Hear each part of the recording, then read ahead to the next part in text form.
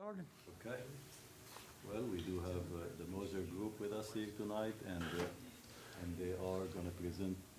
Are we on mic? Yeah.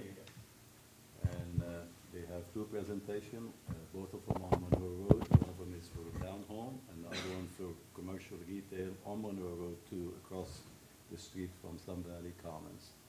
So I think staff made the recommendation on the townhomes, and we're okay with the townhomes. We would bring it before council. But the second item is the Moser Group would like to bring it to council, show them the retail that we're proposing on Monroe Road. So again, it's very exciting. We'll turn it to the team, and you guys could take it from here, and we'll back you up if you need any backup. Thank you. Appreciate it. Hey, all. I think I've spoken with you guys once before. Appreciate your time. I'm working with Cody here on this project. As you can see, it's there on Bryson, and the color there is the current version of the plans for the widening of Old Monroe, and I think that's one of the super street U-turns there. So we're, of course, factoring that into what we're doing with our development. Looking at 14 townhome lots, and as it says on there, it's meant more or less as a phase 2 of Park Meadows, which is built in Stallings just next door there to the west. This would be intended as an expansion of that, in the sense, not only in terms of the style of the homes, but in terms of, the amenities that are in that existing neighborhood would be accessible to the folks that would live here. And there's going to be, would be a sidewalk connection into there, into the street there. I can't quite read the name on that version, but right above the back there. So this would be something that would, have good connectivity into that other neighborhood and make it feel, part of the same. We would be providing on-street parking on this private alley. We worked with staff on this, and Cody had been working with Rox and Katie on this for longer than I've been involved. But, the little loop road there would just be a private alley, and that would just be to make sure there weren't 14 curb cuts this close to Monroe Road. It just didn't seem like a good idea from a traffic standpoint. So this seemed like a much better solution to that. And also gives the opportunity for a tree save area in between the homes and the road to really kind of give some separation and buffering from the, neighbors, and try to make this kind of fit in really well in the area. And there's also some in the back and to the right of the project. It's about 5.5 to 6 units per acre, somewhere in that ballpark, just based between final survey, what the boundary of that property would be. And appreciate any questions or feedback that you guys would have on the project. There's a few other slides, right? Yeah, that's true. There are more slides.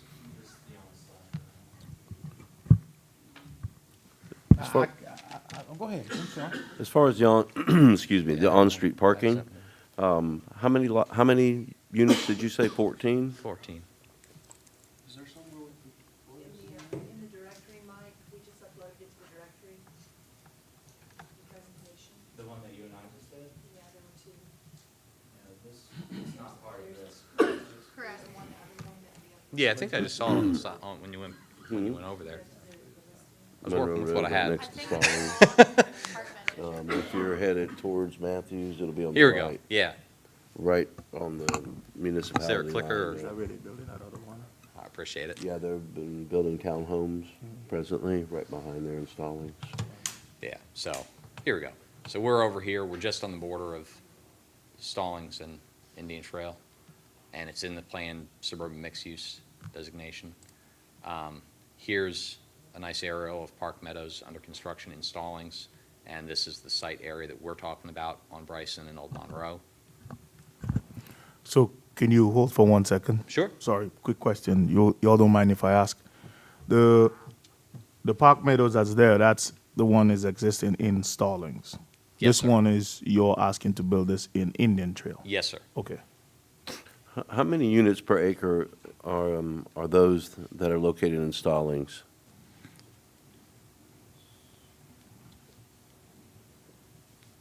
Roughly 9. So this proposal is considerably less dense than that. How many is this proposal?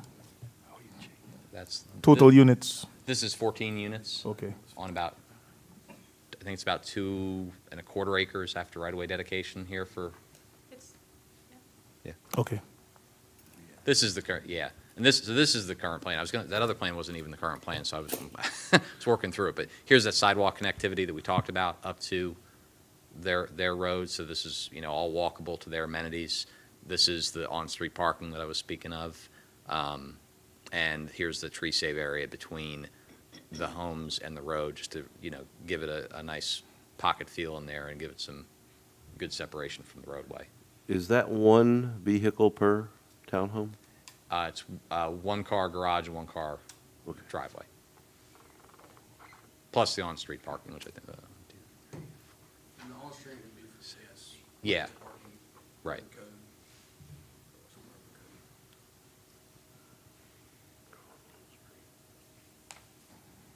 And there's a few more slides if I can show you that the intent would be for the elevations to be similar to the ones under construction, since again, it was all one community, and this is representative of that. And then this is actual photographs of the homes that have been built there.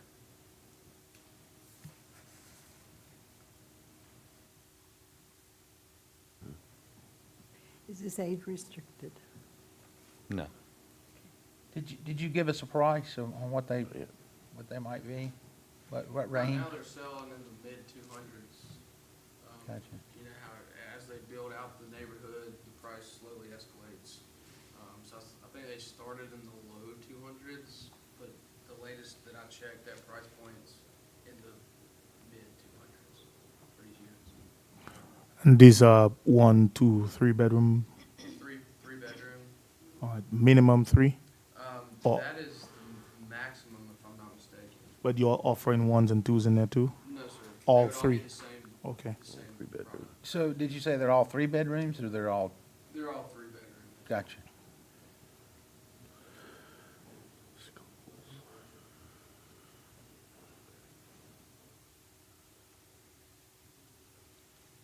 Any other questions? None for me. I think you're, Good. you done good. Thank you. I appreciate it. Happy to answer anything else if there was. Thank you for your time. Anything else you want to add, or? That's it. We're planning on submitting this later this week. Yeah. Filing an official zoning application later this week. Hopefully get on the planning board hearing in October and then, I think it's November, and then, or no, excuse me, yeah, November, and then hopefully seeing you guys for your vote by the end of the year. Gotcha. Well, thank you very much. thank you all. Appreciate y'all coming. Appreciate the time. Again, my name's Cody Turner from the Moser Group. I think you've all seen or had some interaction with me. So I think, again, just thank you for your time. And then if you, anything else comes up, I think we found this to be very beneficial before, when we went through it with another community that we had, with you guys, and try to work out, some of the kinks on the front end and allow you time to kind of think about it and ponder on it. If anything does come up, if you think, hey, I wonder what about this or what about that, you've all, I think have my contact information. If not, it's on our website, and feel free to reach out anytime, and we're here to answer any questions. Thank you. Thanks again. One quick question, if you would just, I gotta ask you, yeah, something, yeah, if you'll come here, I was gonna ask you about Mike. what we talked about a couple of weeks ago. Hey, Mike, It's still can you in- slide that, can you go to that other slide? Yes, thank you. Yeah, if you would call me, if you would, thank you. All right, next, are we next, or are you still looking at something, Jerry? Yeah, I can go back and look at this later. I thought y'all were gonna be tied up, so.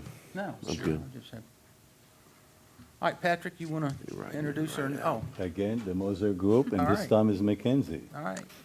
Thanks for the introduction, Patrick. Again, I'm Mackenzie Moser with the Moser Group, and I'm here to introduce a new project that we've been working on called Sun Valley Station. It's located at 6400 Old Monroe Road, which is directly across from Sun Valley Commons.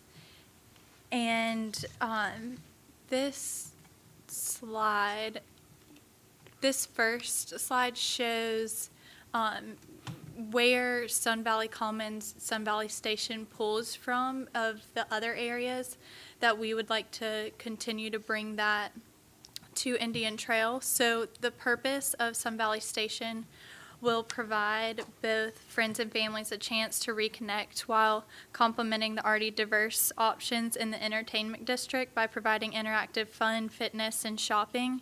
So our goal for the Old Monroe Road, Wesley Chapel, Stouch Road corridor is to continue to make it a one-stop shop where people aren't leaving Indian Trail, where they're staying here for shopping, they're staying here for entertainment, and making Indian Trail a better place to live, work, and play.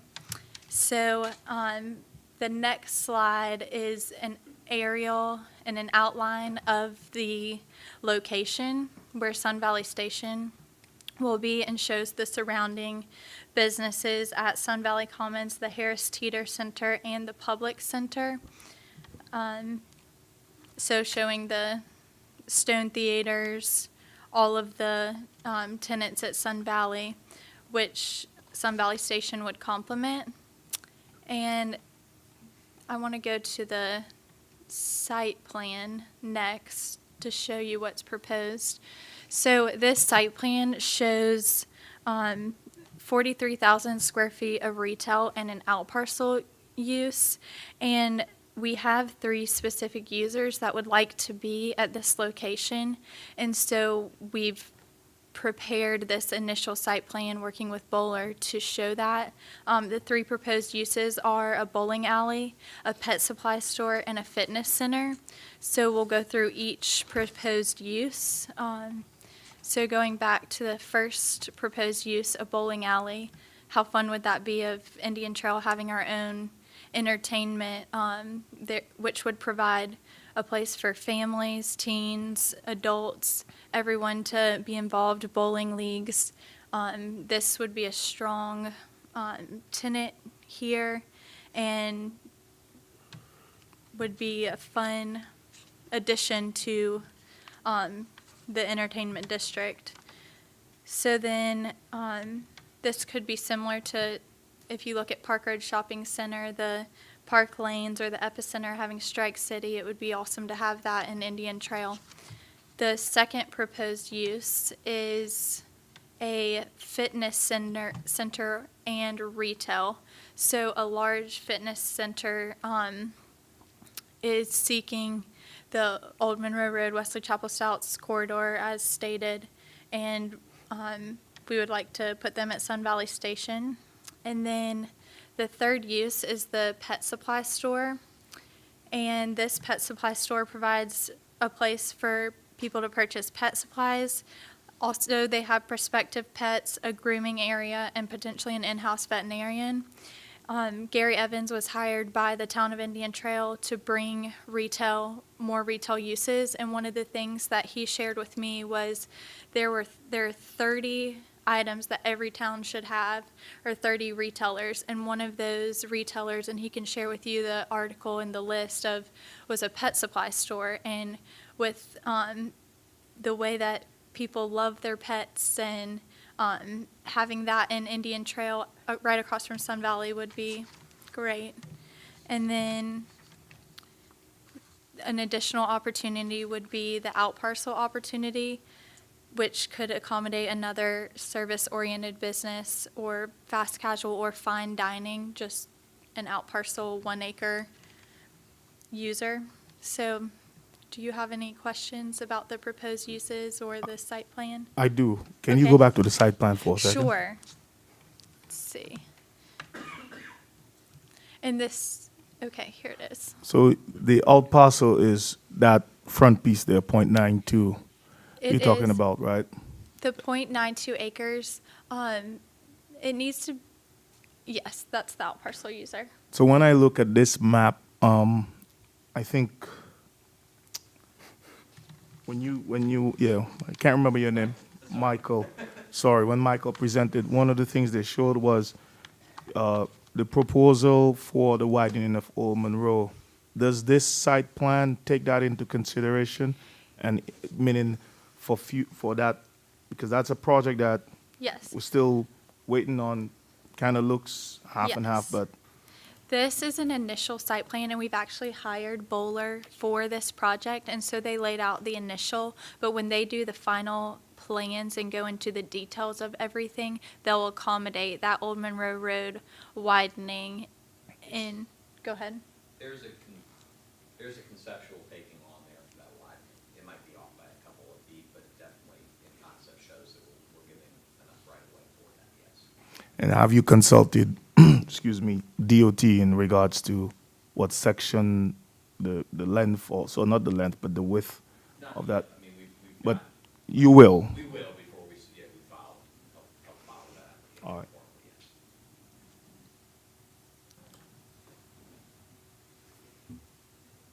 Shirley?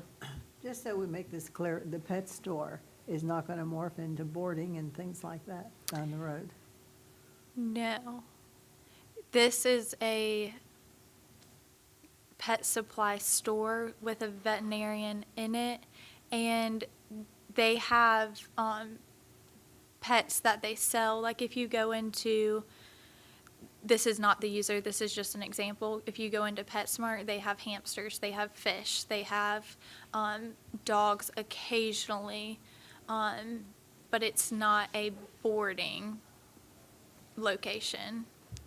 So if a dog is very sick and they take him to the veterinarian and he has to keep him overnight, that would still be boarding. I don't mean vacation boarding either. Right. I don't know the details of what all this pet store user entails, but we can get all of those details. As far as I know, that there is no boarding. The vet only takes day of, and if they need to go somewhere to an actual pet hospital, this is more of like grooming, small pet store stuff, but not a boarding location where the pets are not being boarded overnight, weekends, weeks at a time, as far as I know, but we'll get all of those details. McKenzie, at a PetSmart, they don't board. They don't board. They have several veterinarians at PetSmart, but if your animal has to spend the night, or it has in our case, they don't keep them. They send them they have to go to a animal hospital somewhere. They don't keep PetSmart stuff. Don't keep. That's as far as we've been told with this user as well of And this. you can't say what it is, I guess, is what you're saying. We're under disclosure with Right, them. well, that's but okay. I'm it- assuming it's a something like a PetSmart, it's if a not a PetSmart. national franchise pet store. So, Well, thank you, Mackenzie. thank you. Can you, Oh, okay. can you go back to the other site map that you had? Sure, It the. showed Brandon Oaks Parkway, I believe. Yeah, Sure. right there. So you can see the barrier between the homes and the trees, and then on our site plan, we have a barrier as well. Are there any stormwater issues out there presently? Because, I see a lot of concrete as far as the parking lot goes, but I didn't see any retention ponds. Can you scroll back to the site plan? I can point them out. They're not, there's no color on it, so I can see it. It's easy to get this, they look like out parcels without the, Could you step up to the microphone? sure. Thank you. So, up and to the left of the bowling alley, and then on both sides of the entrance off of Old Monroe Road are where we're, oh, forgot it worked, my bad. Here, here, and here. Conceptually is where the stormwater facilities would go, because the low point of the site is about here. And you can see even in the aerial, there's like a tree line where kind of the low point is, and so that's why we've kind of put them in that area, and then that would all discharge to that same current low point. I really don't, I mean, you can't build it if you don't do it anyway, so I don't know why they wouldn't be able to build it if they didn't Yeah. follow the site Yeah. plan or follow the directions We'll of how have to to do follow it, all the so- state codes and Yeah. local laws about stormwater.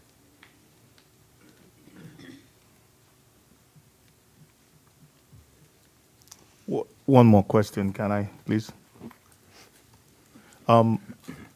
what's the anticipated, when do you hope to begin building this once if you've been approved and you go through, This, what's your target the start date? second we get it approved is when we want to start it. We have the users that have been wanting to be there for quite some time.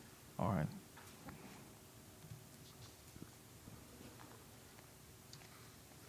Patrick?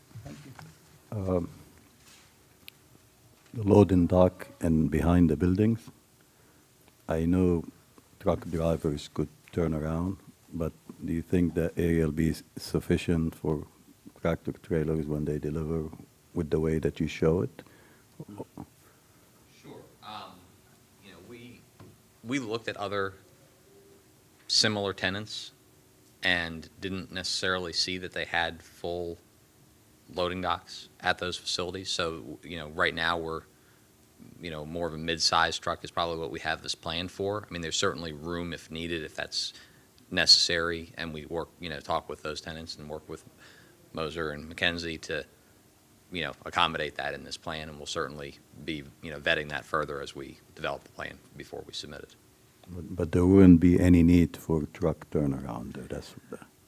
Not based on what we know at this time. If there was, we would incorporate something in. Sure.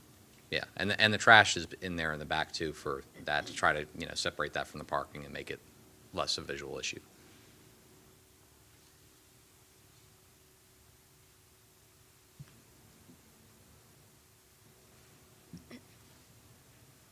Thank you. Yeah, thank you. Thank you.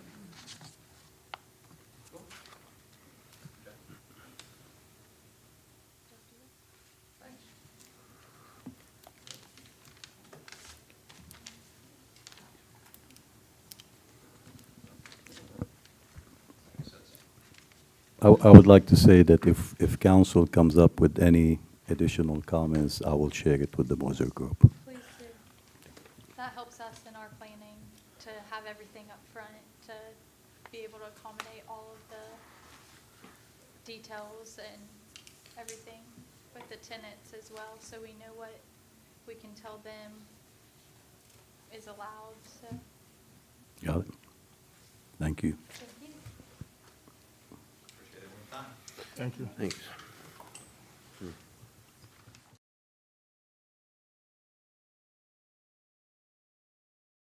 All righty. Council, Patrick, you ready? Yes, sir, I am. Okay. If I could have everyone's attention. This time, I'd like to bring the Indian Trail Town Council meeting for Tuesday, September 25th, 2018 to order. If you have a cell phone, please place it on silent or step outside if you have a phone call to make. At this time, if everyone will please rise for Pledge of Allegiance.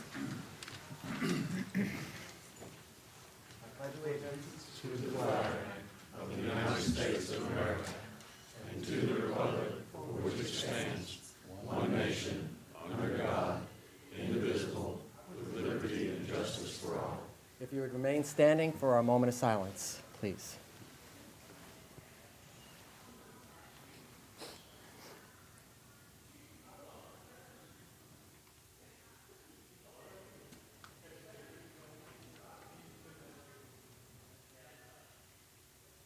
Thank you. Mike? Mike, would you shut the doors? Thank you.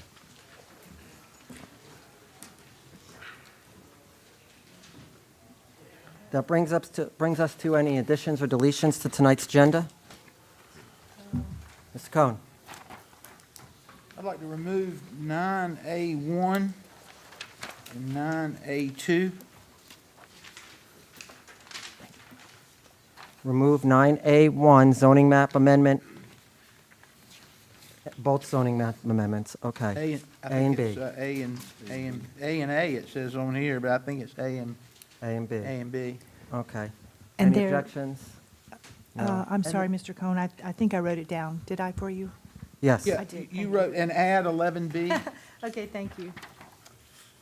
And 11B is amendment to the services agreement. Gary Evans. Is Gary here? He's not here tonight, sir. So should we take that off? if we're No. adding- No. It's an extension of his service agreement. Oh, it's agreement, Yeah. okay. Okay. Any questions? 11B. If there's no questions or no further additions or deletions, I'll need a motion to approve the amended agenda, please. Ms. House made the motion. All in favor? Motion carries unanimously. Brings us to presentations. Introduction to tolling. Mr. Cooksey, I'll yield the floor to you, sir. Thank you. Good evening, Mayor, members of council, town staff, residents present. My name is Warren Cooksey. I bring you greetings on behalf of the North Carolina Turnpike Authority, an organization that you'll be hearing more about. When I was last in front of you a few months ago, we were talking about a future project on I-485. Today, my topic is something much more immediate, because with the help of the wonder that is Google Earth, I can show you just how much progress from the air the Monroe Expressway has made in nearly a couple of years. Thanks to Google Earth, you do their history feature, you can see that's the way Indian Trail Fairview Road looked by the expressway in October of 2016. And as of last month, our contractor does flyovers of the project, and on August 17, that's how the interchange looked. So we are getting very close to opening, which means it's time to delve into the lesson of Tolling 101, what you need to know. This is about the specific mechanics of tolling, how it works, how toll collections work, it's now time with the opening coming to make sure that everybody who will likely travel in the Monroe Expressway will have a sense of how it works. It's not, of course, just the Monroe Expressway in the area that's affected. The I-77 Express lanes will be opening by the end of the year as well. There's a lot that's different about the projects, but the major thing that they have in common is that their tolling protocols are the same for collections. The North Carolina Turnpike Authority, through its NC Quick Pass program, will collect the tolls on both projects. So they have that in common, no matter what else may be said about the differences. So let's dive in with the first lesson I like to teach about tolling in North Carolina, and that is that we don't believe in toll booths. There's no stopping in North Carolina on a toll facility. Instead, everyone who travels a facility goes under one of these gantries. This is an example of a gantry on the Triangle Expressway, which has been in operation for about 6 years now in Wake and Durham counties. And there, as you can see on the photos on the side, there's plenty of electronic equipment to take care of toll collections in North Carolina. So no toll booths, no stopping. NC Quick Pass is our toll collection program. To delve into that a little further, that means that we have two options to pay. If you're not paying while you're traveling, one way to pay is through a prepaid account. Deposit an opening balance with the Turnpike Authority to create an NC Quick Pass transponder account, prepaid. We will then deduct tolls from that account and work with you to manage the amount of money in that account to make sure your tolls are covered. There is also a postpaid option, that is, pay after you travel. Part of the electronic equipment on that gantry is a camera. We take a photo of the license plate of each vehicle that travels under it, and for those who are not in our prepaid Quick Pass transponder program, we send a bill, or some compatible transponders, more on that later. We will send a bill in the mail to the owner of the license plate of the vehicle in question. After that first mailed invoice, we recently introduced a bill by email program for those who still want to get the bill after travel, but who don't want to mess with the paper. So we've gone to email billing as well. I cannot stress enough, however, that there's a key difference between paying in advance and paying after travel. NC Quick Pass transponder tolls are 35% less than the bill by mail tolls. That's by statute. We offer a discount for our transponder customers. We have two major types of transponders that fit almost any driver's needs. The first is our standard NC Quick Pass. It's a sticker that goes on your windshield, as you see in the photo there, by your rear view mirror. I can hold up an actual example of one to see just how in the hand, they're kind of small. We will give you one of these for each of your registered vehicles if that's all you need. These are free when you open an account. Now, and they will work not only for Quick Pass facilities in North Carolina, but anywhere you see Peach Pass in Georgia or Sun Pass in Florida. The industry jargon is interoperability. God, I love saying that word. I really love saying that word sometimes. And interoperability means that our pass works with SunPass and Peach Pass, and those work on our facilities as well. Now, if you think you'll be traveling a little more broadly, we have a hard case called the Quick Pass Easy Pass. That is in my other pocket, I think. Well, anyway, you can see the hard case there on the screen. It affixes to the windshield, as you can see there. There it is. Here's how it looks. This one, there's more technology involved, so there is a charge to this, $7.40 plus tax one time for this, also affixes to the windshield. But with this NC Quick Pass Easy Pass transponder, you can travel and pay tolls not just on Peach Pass and SunPass facilities, but also Easy Pass facilities to the north, from Illinois up to Maine and into Virginia. Anywhere you see the Easy Pass sign, the NC Quick Pass Easy Pass works as well. And again, also interoperable. Anyone with an Easy Pass travels on our facilities with the low transponder rate as well, without having to worry about a bill by mail. Now, speaking of bill by mail, though, we do make sure that when people get that bill, we do want them to realize that there's an invoice enclosed and it really needs to be paid. So we've got the nice bright red message on the envelope.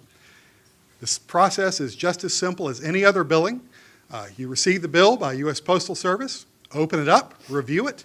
There's the charges in the top.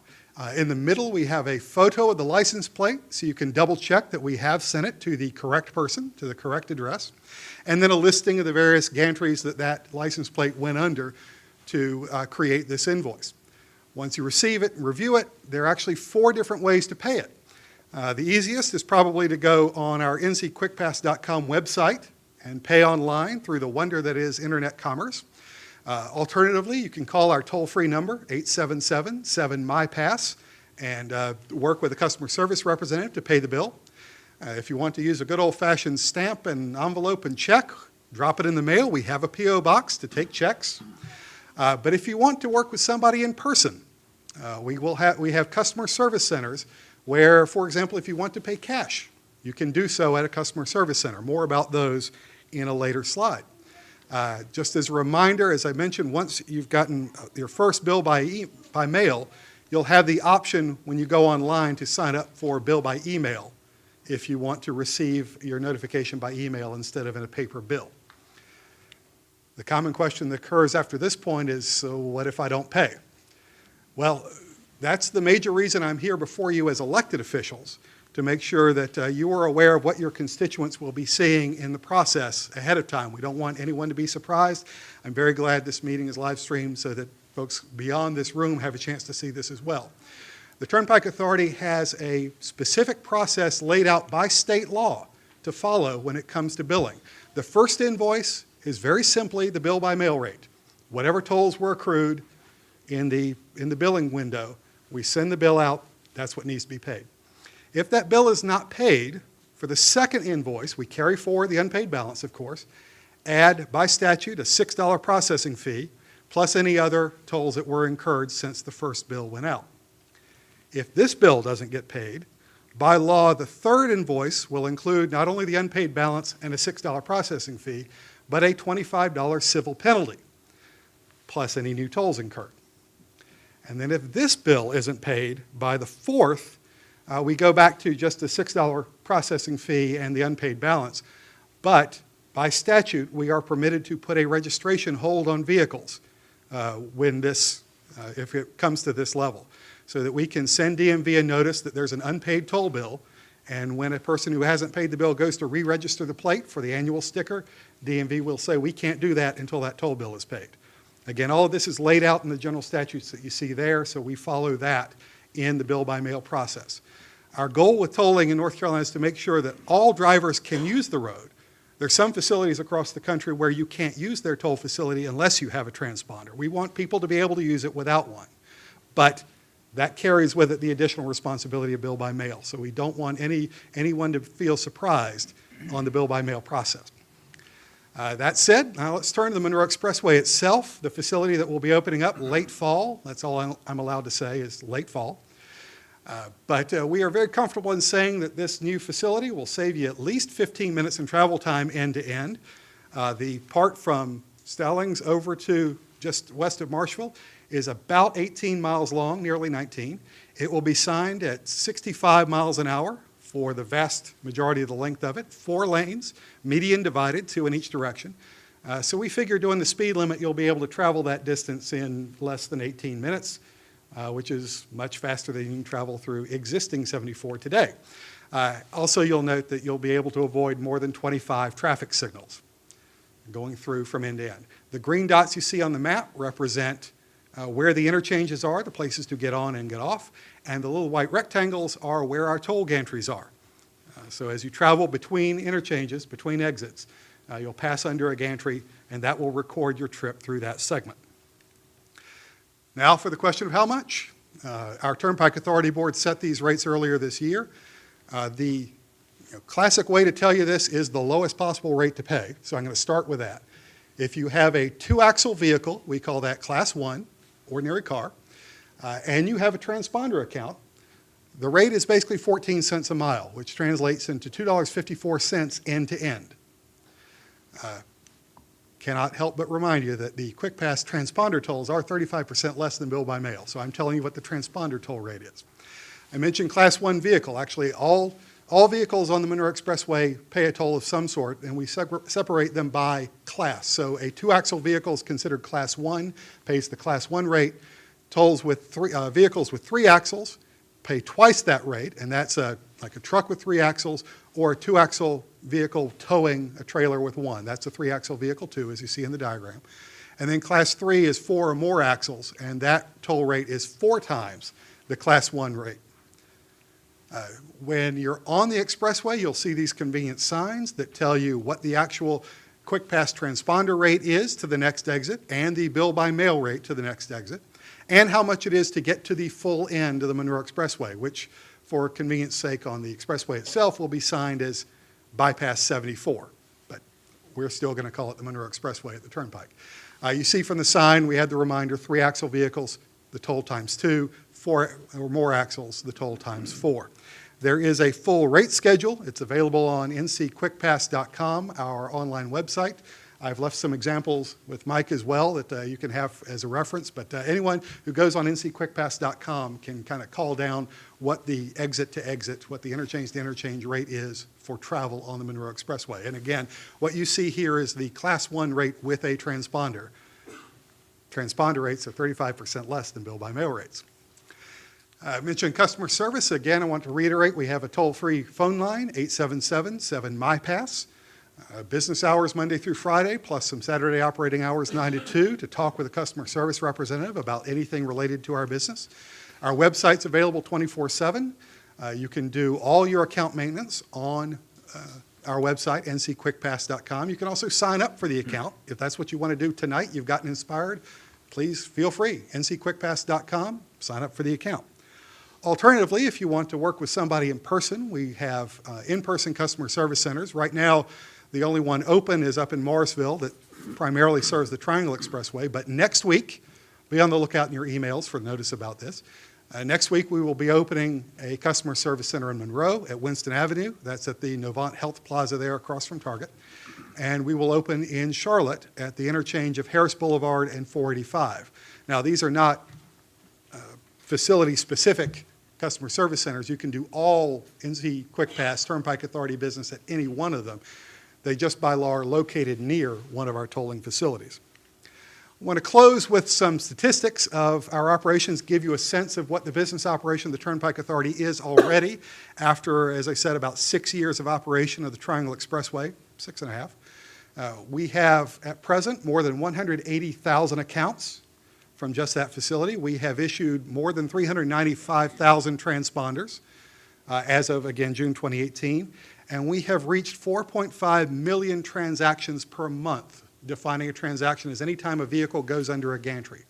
So we already have a pretty sizable business built up from the Triangle area, and we are looking forward to adding to that business to help people in this region travel in Union County faster and travel in Charlotte and the Lake Norman area faster as well. Again, toll-free number is available, ncquickpass.com, our website. We do have a Twitter account as well, nc_quickpass. Please follow if you're on Twitter. We can always use more followers.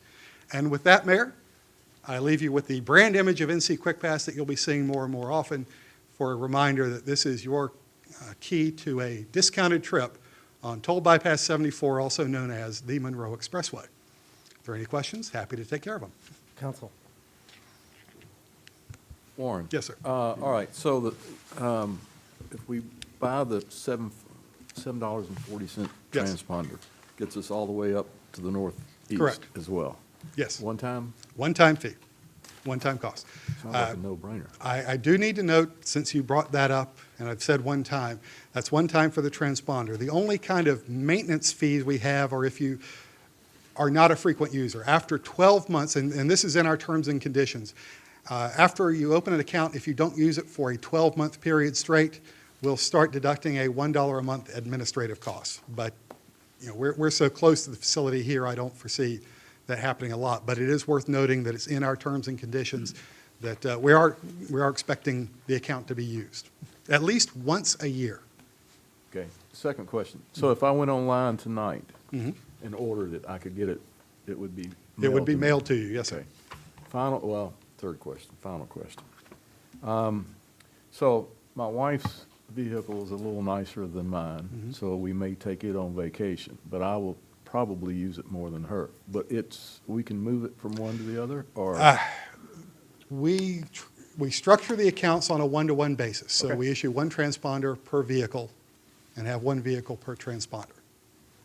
So that said, there's no requirement that you get the same type for each vehicle. If you wanted to get one of the hard case and have the others that you get for your other vehicles to be the sticker, that's fine. Thank you. You know, the expressway was kind of sold on removing the trucks from 74. Do y'all have any statistics on your other toll roads if that actually takes place? Are the trucks really utilizing these toll? It's hard to address that, Councilman, because in the case of the Triangle, that facility is really more of a pure commuter facility. Well, maybe not pure, but it's more of a commuter facility. It connects residences with a lot of the businesses in the Research Triangle Park. And so the dominant vehicle, you know, more than 90% of the vehicles we see on the Triangle Expressway are two-axle commuters.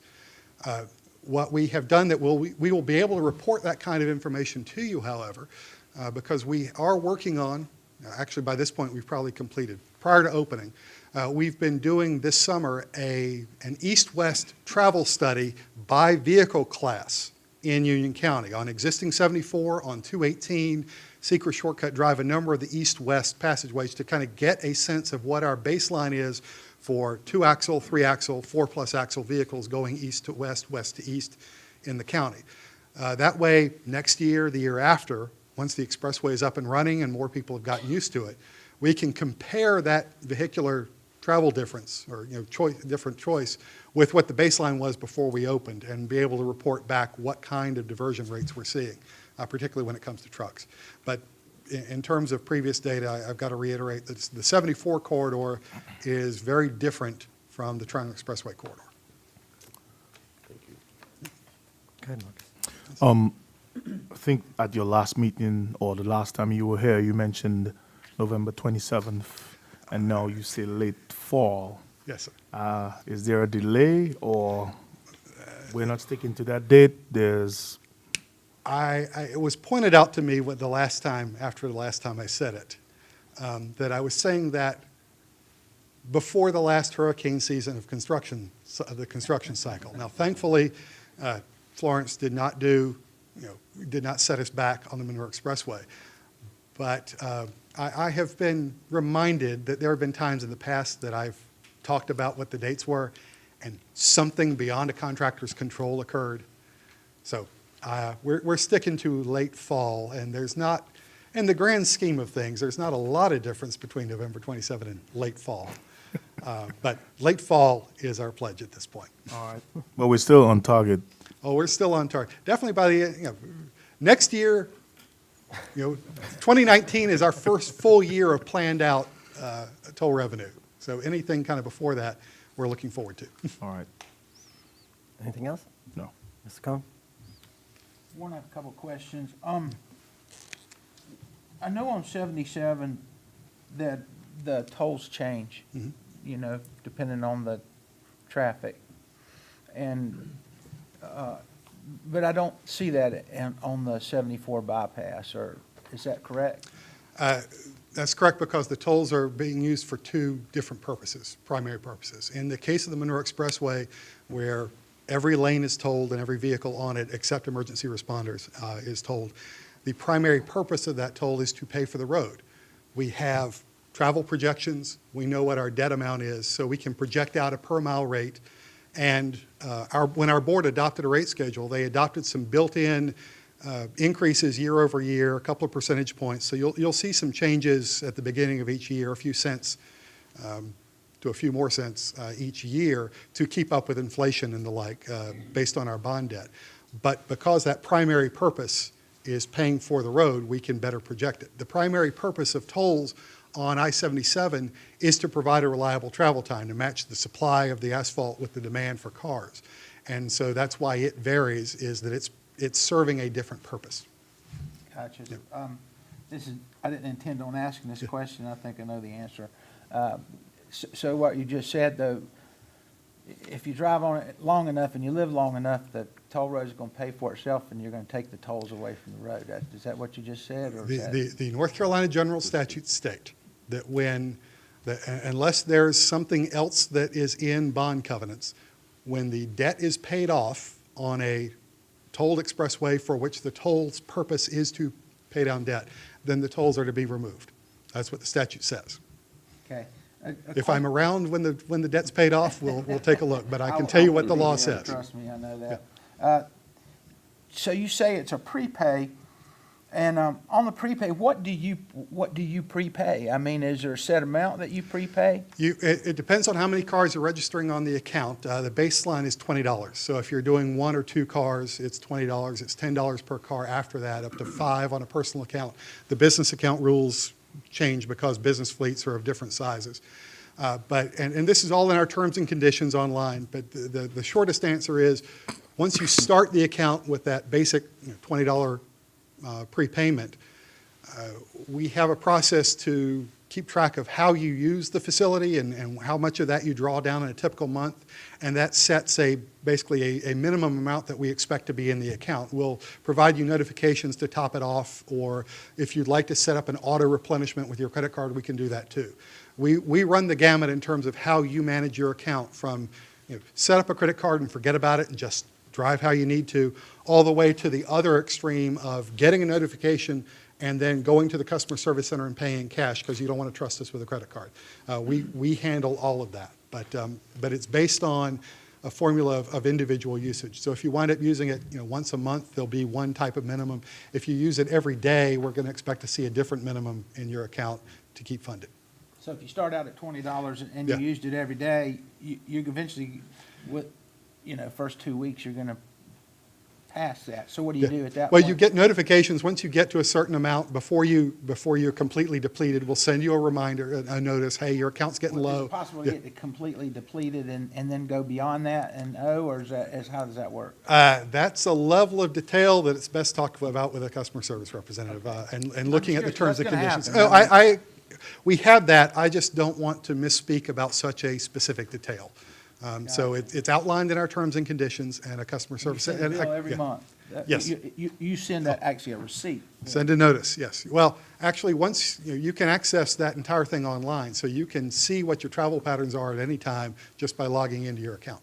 Right. So let's say I work for a company, and this will happen with other people too, and they'll turn that into their company if they go to work every day and use that. So you'll be sending something that says, Joe Smith, has a $40 bill that month, so you can turn that over to your. I'll check with our customer service manager about exactly how the documentation occurs for a transponder holder, and I'll follow up back with the council. Cool, thank you.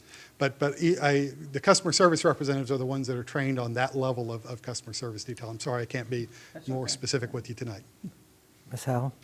As it stands right now, and the trucks get off at I-485 and come down Idlewild Road through Hemby Bridge, secret shortcut down to the shopping center. What happens if I just get on Secret Shortcut and try to get to the shopping center? Where am I stopped or charged? Well, see, there is no interchange with Secret Shortcut. So the interchanges are Indian Trail Fairview Road and Unionville Indian Trail Road, and then North Rocky River. So Secret Shortcut travels under the expressway, and there's no interchange there. Okay, Yeah. that's good, thank you.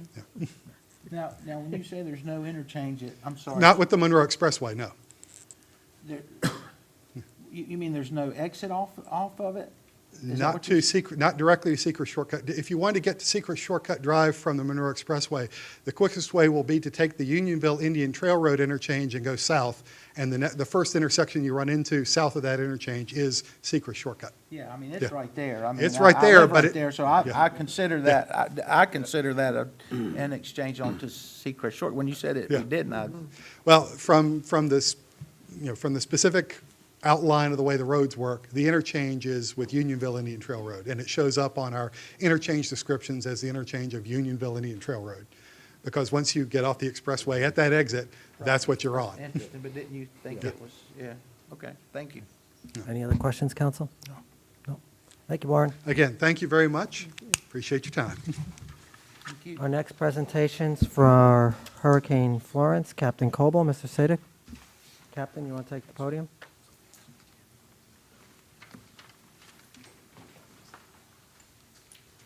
So I think Patrick's got some pictures or slides, but we wanted to let y'all know it rained the other Sunday in case anybody missed it around here.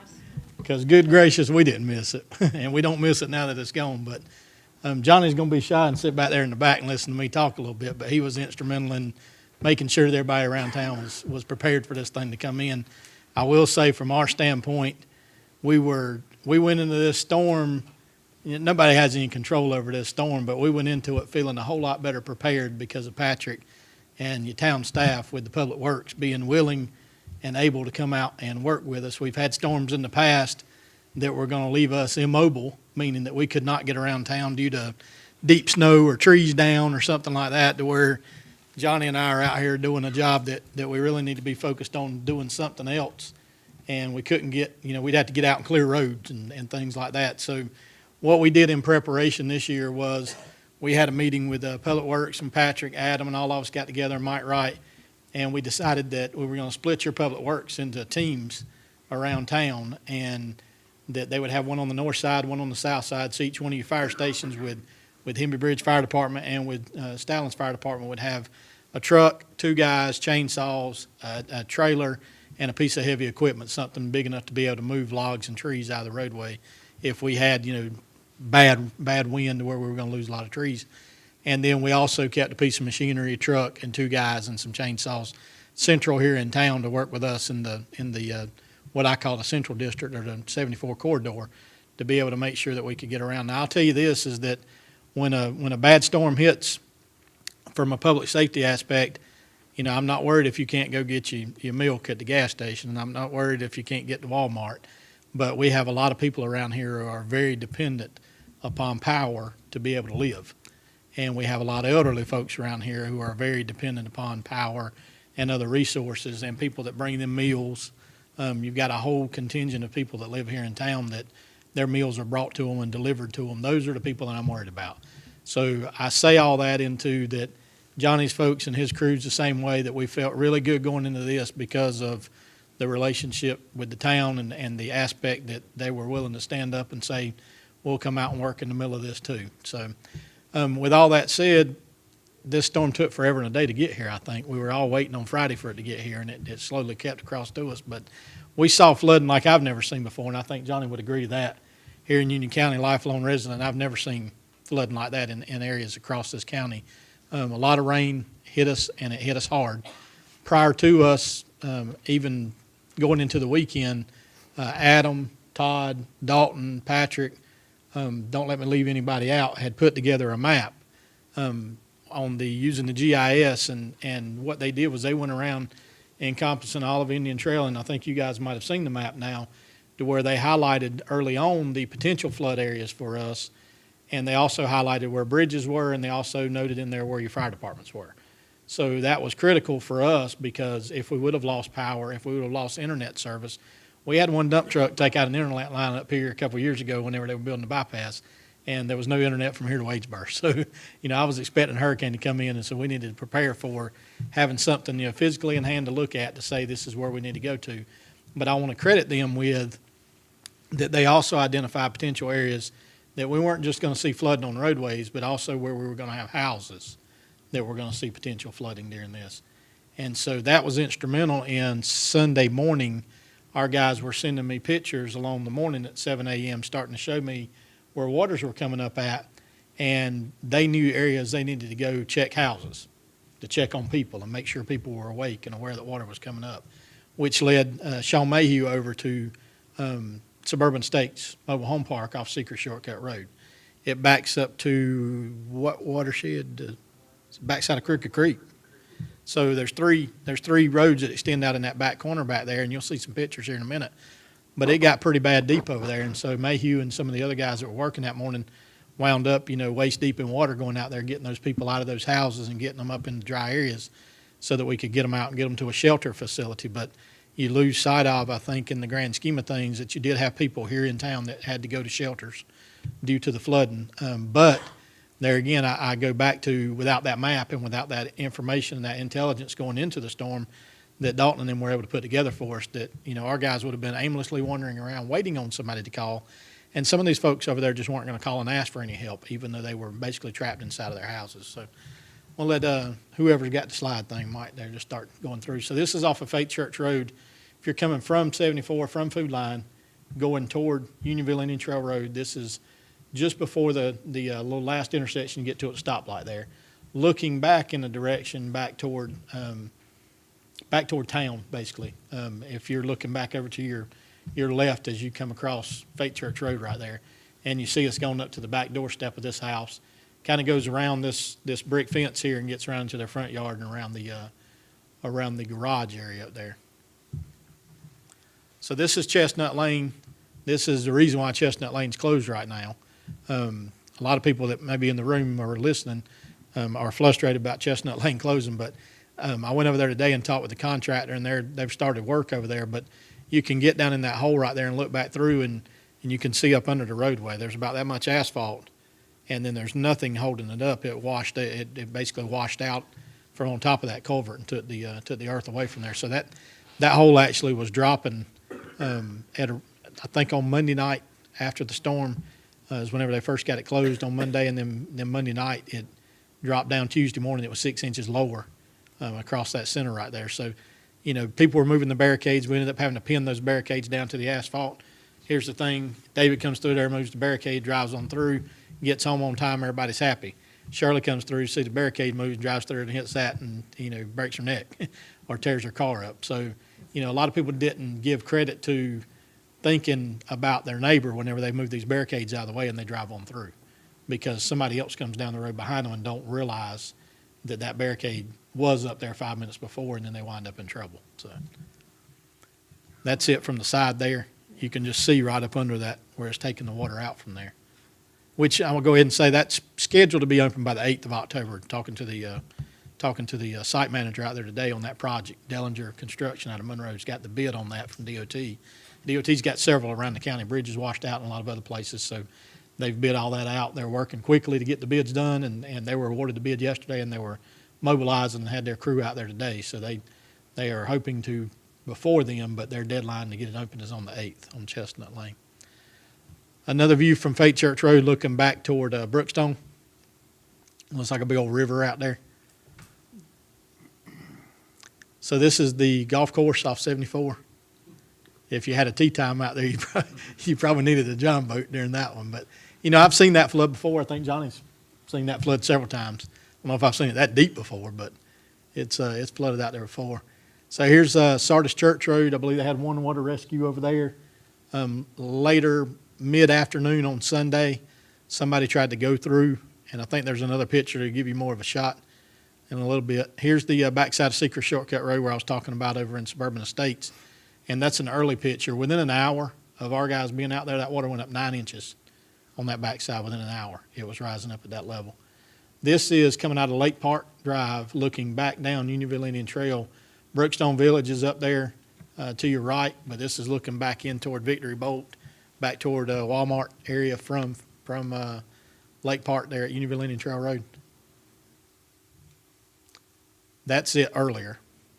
Same spot.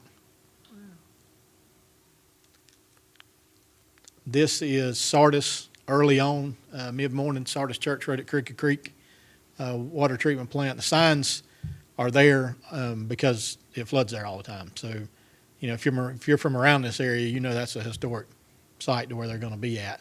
But that's prior to, that's when they were first getting out there setting some barricades up. This is the water rescue. You see some of the firefighters down there just below that sign where it says the road's flooded. That's one of them there, here's your sign kind of things.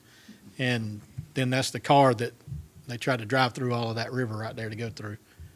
Johnny's going to get up here and sing that jingle here in a little bit about don't drive your car through the water and it's not a boat. But seriously, I mean, they put that out there all the time, DOT does, you know, from a traffic safety standpoint. But we had two good examples, unfortunately, in the county this time around that, you know, is a reason why not to try to go through stuff like that.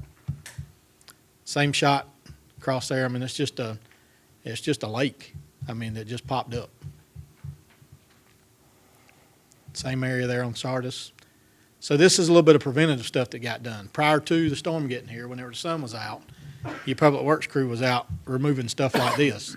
I'll let Adam kind of chime in on this one if he wants to put the message out, but this is what they want you to call about. If anybody's sitting here in a room and you see one of these in your neighborhood, that's a drain culvert right there that was installed when the neighborhood was built. Well, you know, the neighborhood's here in town, but I don't know how many thousands of those drain culverts are probably scattered across this town. Well, you know, they're really relying upon people to say, hey, there's an obstruction out here, because that right there is a tree that was growing in that culvert pipe right there. So just, you know, when you're out walking the dog in the neighborhood, you see something like that, call Adam and then we'll take a picture of it and send word over here to somebody and we'll get it to the right folks. But they went out and dug that out. It took a machine to dig that out. It was probably been in there since the tree got planted, probably right after the pipe got put in. But it was something to where they cleared up that area. But something like that can potentially flood somebody's house. So another shot from inside Suburban Estates. That was just a screenshot we took off the news right there. But you see that whole flooded laking area back there on the backside.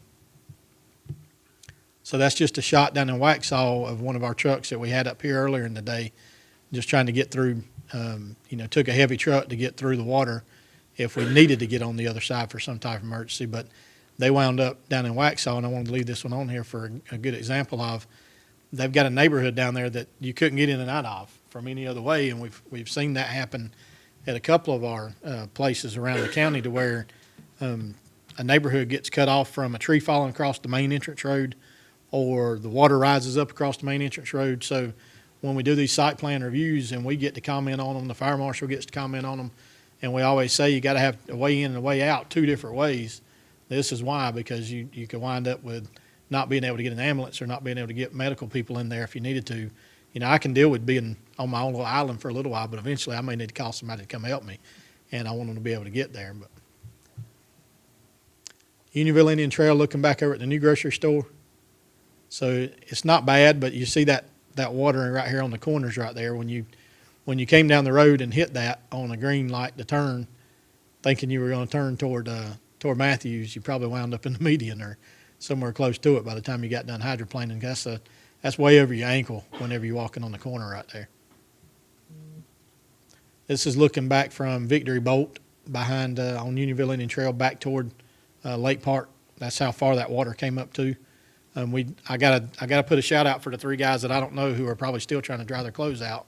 But early on that morning, the barricade signs that the deputies put out was way back up at Brookstone. We got Brook Valley, Brookhaven, Brookstone.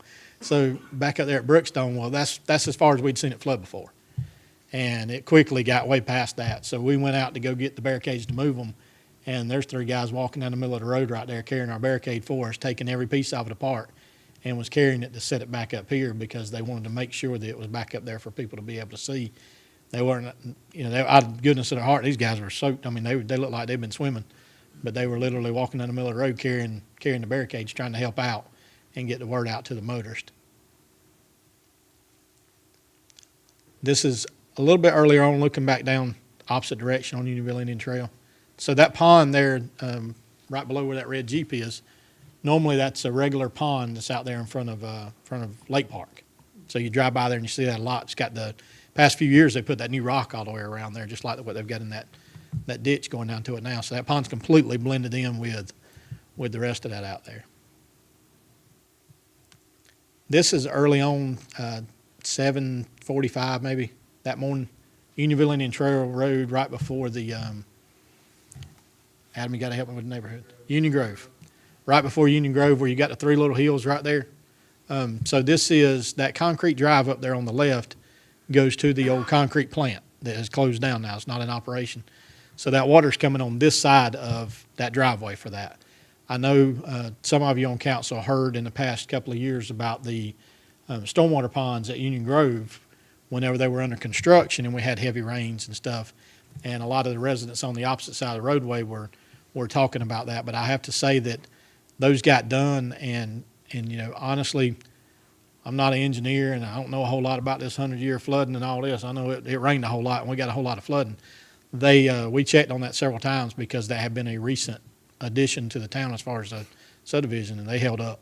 I think they did their job, and I don't know from Todd or Patrick's aspect, but from the layman's view of it, I kept going over there checking because I was expecting problems out of that and didn't have any problems at all.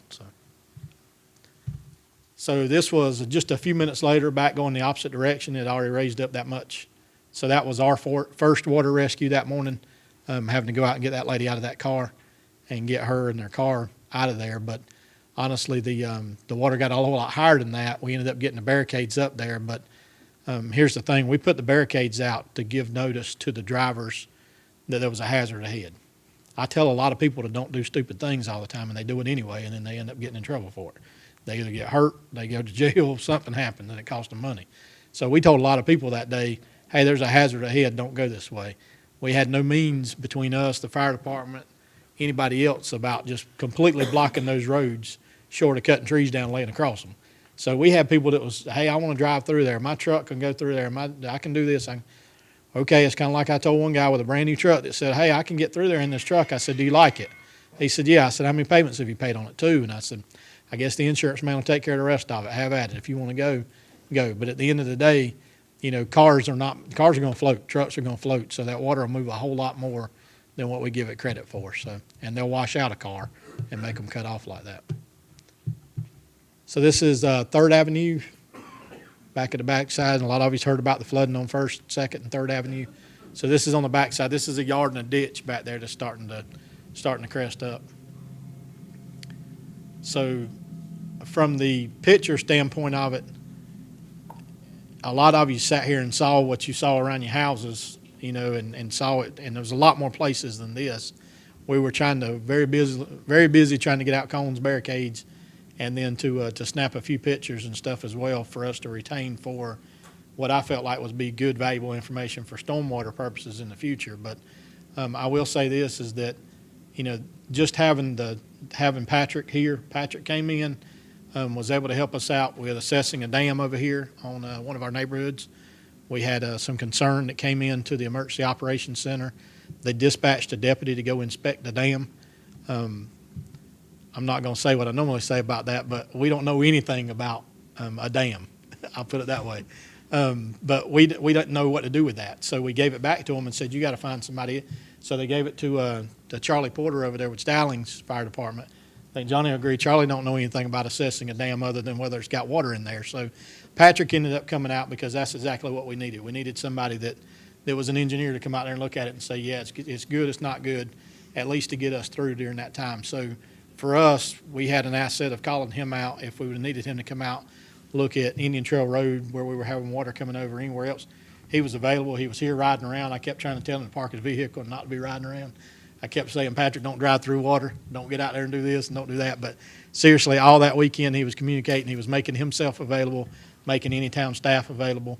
You know, whenever I called him and said we need something, he came running with it. So it was a very good, easy feeling going into it. And I've sat through Hurricane Hugo in this county, so I was really worried about what we were going to see, you know, in the aftermath of it. But had a real good piece about it with knowing that, you know, Patrick and all you guys were behind all of whatever Johnny and we needed throughout the storm, so.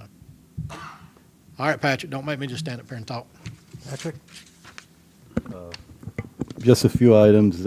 As Chase mentioned, the map is going to be very instrumental for us. We're going to take it and use it, engineering staff and public works, to identify any areas that needed to be repaired. Also, it'll allow us to be proactive. Chase and I, we talked about for the next storm, we'll talk to North Carolina DOT and try to buy some barricades because we didn't have enough to kind of span them the entire width of the road. One thing Chase mentions about the pipes, I would say in Indian Trail, 75% of the pipes, they're designed to handle 25-year storm. We did have a storm, Todd, if I'm not mistaken, much greater than 200-year storm, and those pipes will not work. So that area is going to flood. I also like to caution people about, you know how to swim, but if you swallow any of that contaminated water, and that muddy water will suffocate you, and a lot of people don't know that. So I keep telling people about that. And the last item, I would say that, we were very fortunate to work as a team, and next time we will do probably much better job than we did this time. So we thank Johnny and Chase for helping us out. I would be amiss to leave Mike out of this too, because I kept aggravating him the whole time. But he was doing a good job of reposting stuff for us onto your town Facebook page. My whole thought process, like a snowstorm is, if I can give you some pictures, maybe you'll stay at home, be satisfied, because a lot of people just want to get out and see what it looks like. So I try to give you the pictures, but then it quickly turned into, him putting out there for us, please stay at home and don't get out in this mess, because it was becoming to the point to where we were having to do so many different water rescues and try to get out there and get people out of this water, and to also touch on what Patrick said, to everyone that was kayaking and swimming in this, I will just mention that some of this water probably passed through and around the Kirker Creek wastewater treatment plant. So you can go online and Google, but I would really get some good dial soap and clean up. It's not like going swimming in the neighborhood pool. So, but if you guys got any questions, yes, ma'am. What about the beavers? Are they still? They didn't check in with us. They did. I remember, Adam, you were always breaking these beaver dams. And are there still a lot around? If I may, Mrs. Howe, do you remember when council approved that storm drainage contract to clean the floodplain? Mhm. That is very handy when we do that before a storm. So you remove the blockage out of the way ahead of time. So that's why we're proposing to do that for the next 5 years, and hopefully all the floodplain will be clean, because we are responsible of keeping the floodplain managed and clear. So we thank you guys for approving that contract. Thanks for what everybody did. That was very nice. Thank you, guys. Good job. Patrick, can we add the one thing real quick? Absolutely, and I forgot to mention also that, thank you, Mr. Mayor, for taking care of the declaration and the proclamation and all that stuff. Well, you were the one that guided me on that, Patrick. Thank you. Immediately following the storm, I spoke to our state reps, and Dean Arp, Craig Horn, Mark Brody, and Speaker Moore drove out to Indian Trail. We walked some of the damaged areas. I showed them some of the flooding areas. And we had a brief but productive meeting trying to ascertain what funds we could possibly get, since North Carolina is going to be approaching the federal government for money for Florence.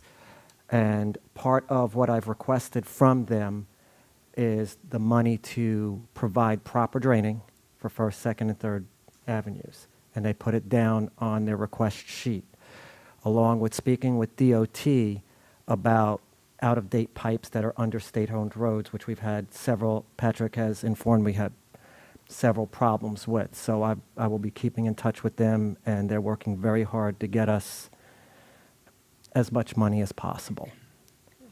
And I will keep council informed on that. Okay. If we're done with that, any other questions on that for Captain or Patrick? Other than outstanding job. Patrick, I think you didn't leave the building for more than 10 minutes during those 4 days. Thank you. Thank you, sir. That brings us to our new business presentations. The first up is Life and Legacy, Funerals and Cremation. Mr. Cox, if you'd kindly step to the podium. As we say every week with new businesses, we welcome them to town and give the owners a minute or two to tell about their business and introduce themselves to the council. Thank you, Mr. Mayor. Thank you, Councilman, for having me here today to introduce myself as well as Life and Legacy Funerals and Cremations.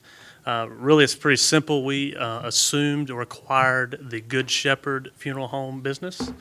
We operate in the same building there at 6525 Old Monroe Road.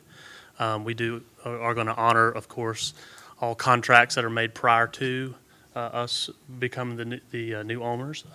Myself and David Cook assumed the ownership on July the 9th, and we've been operating ever since. Well, we've hired two new staff members.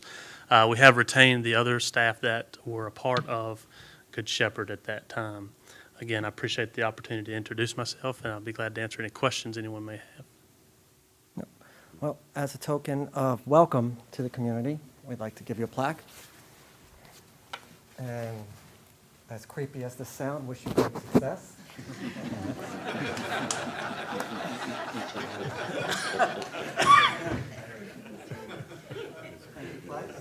Welcome. Welcome. May you have a successful business.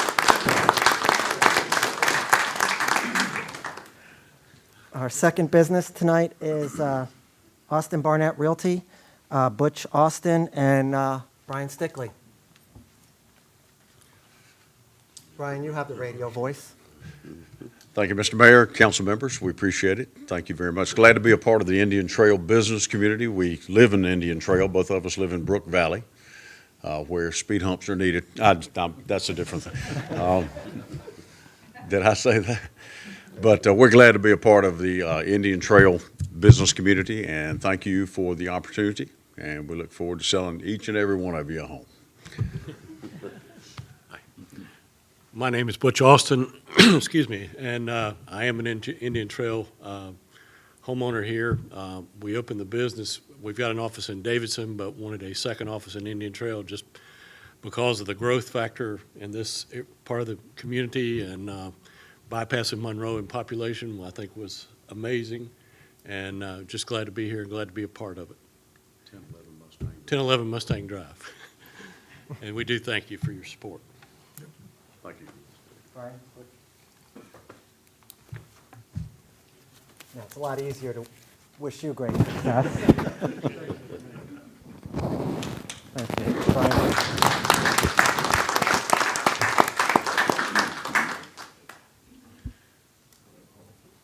Okay. That brings us to the citizen of the quarter for second quarter of 2018. Council, any suggestions? I sent one via email. If I start this off, I would recommend Commander Tim Woods from the VFW with all his help with the Veterans Memorial and during the storm going around his neighborhood and anywhere else that needed him and after, and helping people to cut down trees and wood to get it off their property and down to the right size to be hauled away. He continues to serve our community, past and present, and hopefully in the future. If anybody has any other suggestions, council, ultimately it's your decision. Are we making a decision tonight? No, just to- Are we doing it the next meeting? Next meeting. Okay. If anybody else, between now and the next meeting, if you would enter in your nominations. Patrick, if you'd log Tim. Take care of that, sir. That would be it for that one. This brings us to public comments.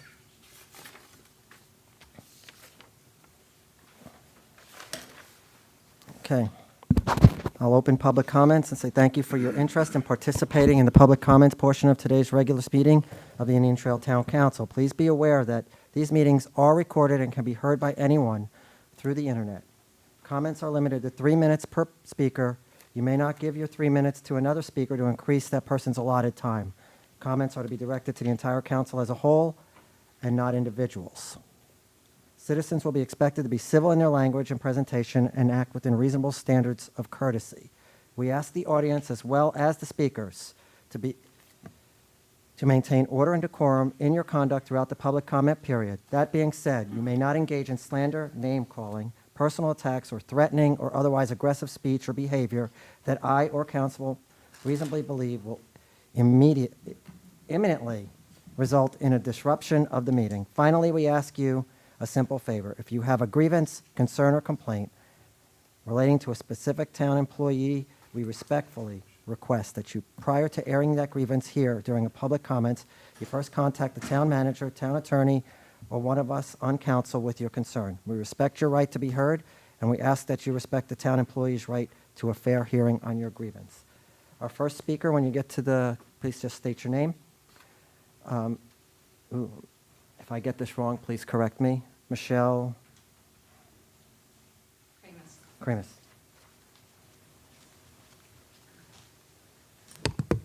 Good evening. I'm Michelle Kramus, and thank you for hearing me. I'm here today as a newcomer to Indian Trail as well as North Carolina. I recently moved from Massachusetts, and I live on Braxton Drive in Indian and Brandon Oaks. And I'm here to talk to you about the medium that is on my street. I know you may have heard it before. My neighbor had come to you and requested that it either be maybe removed or reduced a little bit. I have a major concern for this. I feel that the medium is actually a safety hazard.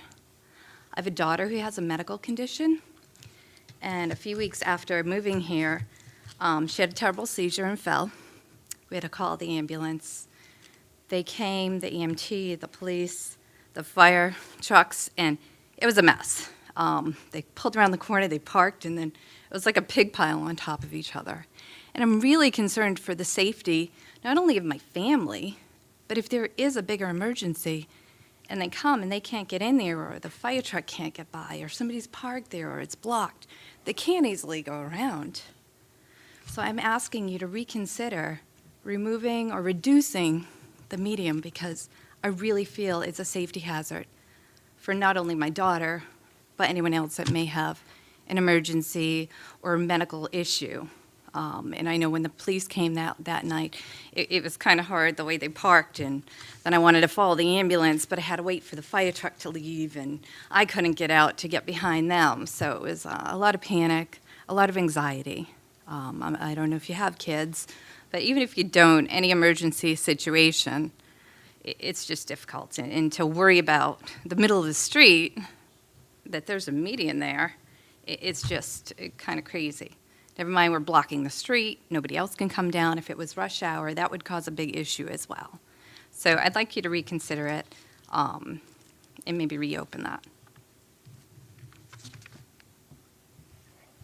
Thank you. Next speaker, Ryan Smith.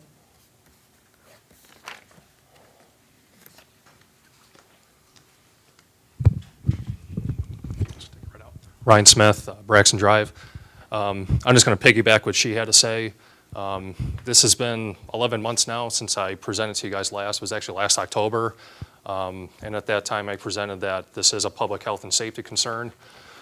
And that too, I mean, you heard it from the captain given the presentation on the flooding. He's saying that emergency access is absolutely paramount, and that's what it is here. And I did caution that it could be imminent that something like this could happen. You know, I wasn't at the board meeting when the board made the decision unanimously to not go proceed with the removal of it at the town's cost. I just will remind you too, yes, she has a medical concern, but I live right across the street, and still that was made in June, and still the sheriff's office is still knocking on my door in regards to a parking ordinance violation. Again, curb to curb, I can't even park anybody along the frontage of my property, and neither can my neighbor adjacent to me because the median extends all the way past the property line. What's transpired in the interim is I've actually approached the HOA and kind of did some homework on my own. There's a contractor I work with, and he's willing to help me out, and he gave me a price for the removal of the median. The HOA was receptive to that price, but they would like to see if the town of Indian Trail would consider coming in after the removal and restore the area that is removed with, the median that is removed with asphalt. So again, two, I also want to kind of bring to light the decision that the board made that, I bought the house, knowing that the median was there. Yes, that is true. It's not like it's a wastewater treatment plant where, I move next to a plant, I want it removed. It was always there. But I didn't know when I bought the house that I was going to have parking issues and I'm getting ticketed on a regular basis. And also, too, the town council was acknowledged that there are other medians within Brandon Oaks. Yes, that is true, but the median on my street has distinct characteristics as compared to the others. There's homes or driveways that are not even within the median. The road is a lot wider. 30 seconds. Okay. The road is a lot wider, and people and those residents that may be within the median, they're still afforded some of parking. So again, I just asked the town board to kind of reopen the topic and take some consideration into my well-being, my neighbors, and any kind of future people who may live on that road in the future. And again, what I'm really requesting is to see if the town of Indian Trail will absorb costs to have to go in to restore that pavement. And the HOA and myself are going to absorb costs to actually get it removed. Thank you. Thank you. At this time, I'll close public comments and open up council feedback to public comments. Anyone? No? Okay. That brings us to law enforcement update. Captain Colbo.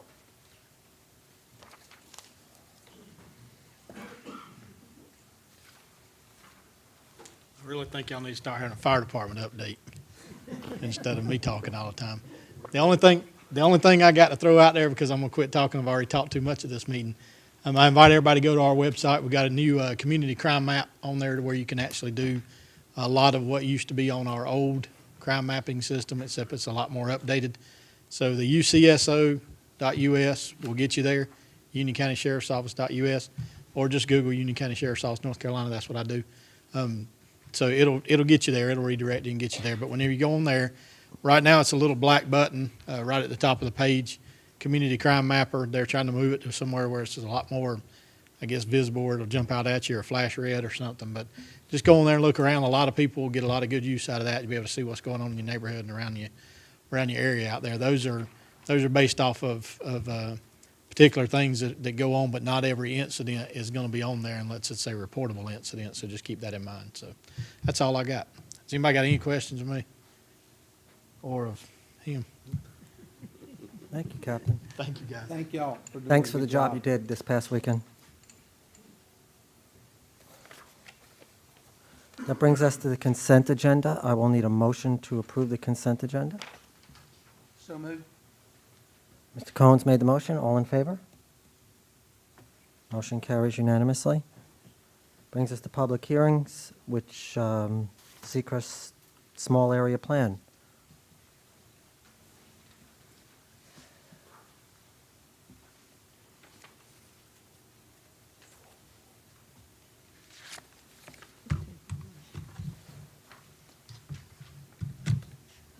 All right, thank you, Mayor and Council. At this time, I'd like to present the Seacrest Shortcut Small Area Plan. This has certainly been a joint effort between the town of Indian Trail and Union County, so certainly I'm presenting tonight, but I have to give credit, of course, to Rox and Dick with Union County. Okay, so a bit of background and the process for this is, of course, the Monroe Expressway will open, as we heard, at the end of 2018. Union County and the town of Indian Trail identified a need to revisit what's going to happen in this area as the result of the new bypass opening and the impact that that's going to have on the property in the area. So a steering committee was established early on. They met 4 times throughout the process. They provided a lot of knowledge and recommendations throughout the whole process. The public was engaged. We had 2 open houses, which I'll touch on later. And of course, that brings us here to you, the Town of Indian Trail Town Council, as well as the Board of County Commissioners with Union County. You will be receiving the recommendations from Planning Board from Union County as well as Indian Trail. The process did start in January. You can see it kicked off then and a little bit later for the plan adoption, but we've moved the process along pretty quickly.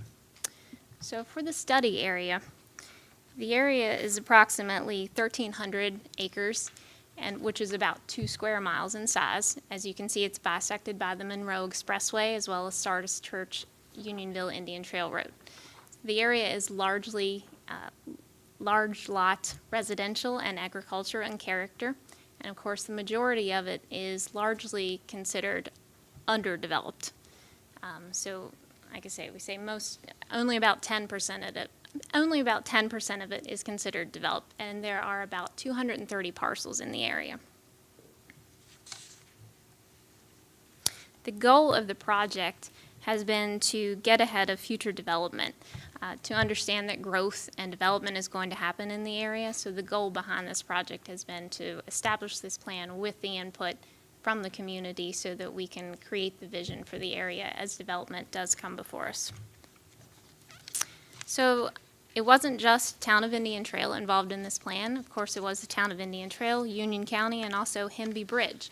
So you can see on this map here, white represents Union County. Kind of the blue that's a little difficult to see is Town of Indian Trail, and up at the top you can see Hemby Bridge. This, again, I just can't say enough about the good coordination that we had with Union County and Town of Indian Trail. I think it was a very good process, and it was a good, we believe it was a good outcome for the resources, not only staff time and resources, but funding as well. Utilities. This map shows utilities that are available through Union County Water and Sewer. Of course, if you look to the south there, the city of Monroe would be able to provide service in that area, and obviously this is something we look to when we're looking to see what possibilities are available in the area for development. Public engagement. We did a lot of public engagement for this process. Obviously, that was critical for this plan because it's meant to be established by the community. We needed their input to understand what they wanted the vision to be for the area. So again, we did have a stakeholder committee. They were a very good group. They met 4 times with us. First time they met with us was in January. We did have 2 open houses. The first was on February 22nd. It was very well attended. We had about 122 participants. That does not include staff. And that was held at the Carriage House. The second was held May 31st. That was here at Town Hall, and there were about 50 participants there. We also had the MetroQuest online survey. That was set up in time for the first open house. It was a great way for folks to provide input and feedback. They could do that at the open house, and they could also participate from the convenience of their own home. So we did have about 346 participants, and that was open through March 18th. We did send a postcard mailing for the first open house. Have no doubt that that was a good way to get folks out to help spur that 122 attendance. Some other ways that we engaged the public were the IT Indian Trail newsletter, social media, Indian Trail and Union County websites, which of course where the project was housed on the webpage, as well as press releases. And finally, we did send a postcard to let folks know about the public hearing here. We certainly received a lot of input from everyone who attended. I won't go through everything here in the open house summary, but you can see some thoughts and feedback that we got for folks that they thought they'd like to see bike and pedestrian facilities. Some things that we saw were they don't want to see any more homes. That was a common theme, that they thought the area was overbuilt. Some folks wanted to see us provide a senior center, and then also intersection improvements. That was certainly a concern that we heard. Traffic, that was a major issue. This is just a snapshot to let you know what the MetroQuest survey looked like. Again, it was a very valuable tool. Folks were able to pick one of these icons that you see down at the bottom of your screen and drop them drop them in the study area, so they could put them in the area where they thought it would be the most appropriate. So you had housing, work and learn, protect, shop and eat, safety concern, and just suggestions where folks could put in open-ended suggestions. Issues that were identified through the process: we had growth in the public perception, multiple jurisdictions. That can certainly go both ways. Again, that was Union County. It is Union County, Indian Trail, and Hemby Bridge. Residual parcels as a result of the new Monroe Expressway and how that resulted in some bisected parcels. Noise, and also mobility. You can see more of that in the actual copy of the plan that you have with you. Opportunities. So obviously, there are issues and there are also opportunities with the process. That includes the regional access that the Monroe Expressway is going to give. Certainly the presentation we heard earlier let us know how that's going to enhance that process. Economic development, housing options, and the mixed-use center. Throughout the process, we started with essentially a blank slate, and with the assistance from our stakeholder committee, and after the first open house, we created 3 land use scenarios that we asked the public to comment on at the second open house. The first was employment-based, the second was mixed use, and the final was low density. So you can see a screenshot of those maps. Again, that's in more detail in the plan that you have, but these are the scenarios that folks were asked to comment on at the second open house, which was held May 31st. Do want to point out that employment here is shown as purple, so you can see, again, where that lies, largely on the employment side. The left-hand side. Mixed use, of course, is represented with a hatched mark, and that you can see a lot over the commercial or retail, which is shown in red, and then also high-density residential, which is orange. Residential, of course, would be various shades of yellow, orange, and green. This is just a snapshot of the survey results we got from the second open house. We asked folks to rank their degree of preference for the alternatives. The majority of folks did prefer the mixed-use housing option, which again was back here. So that brings us to the recommended land use plan that we have before you, and that can be found in the plan that you have.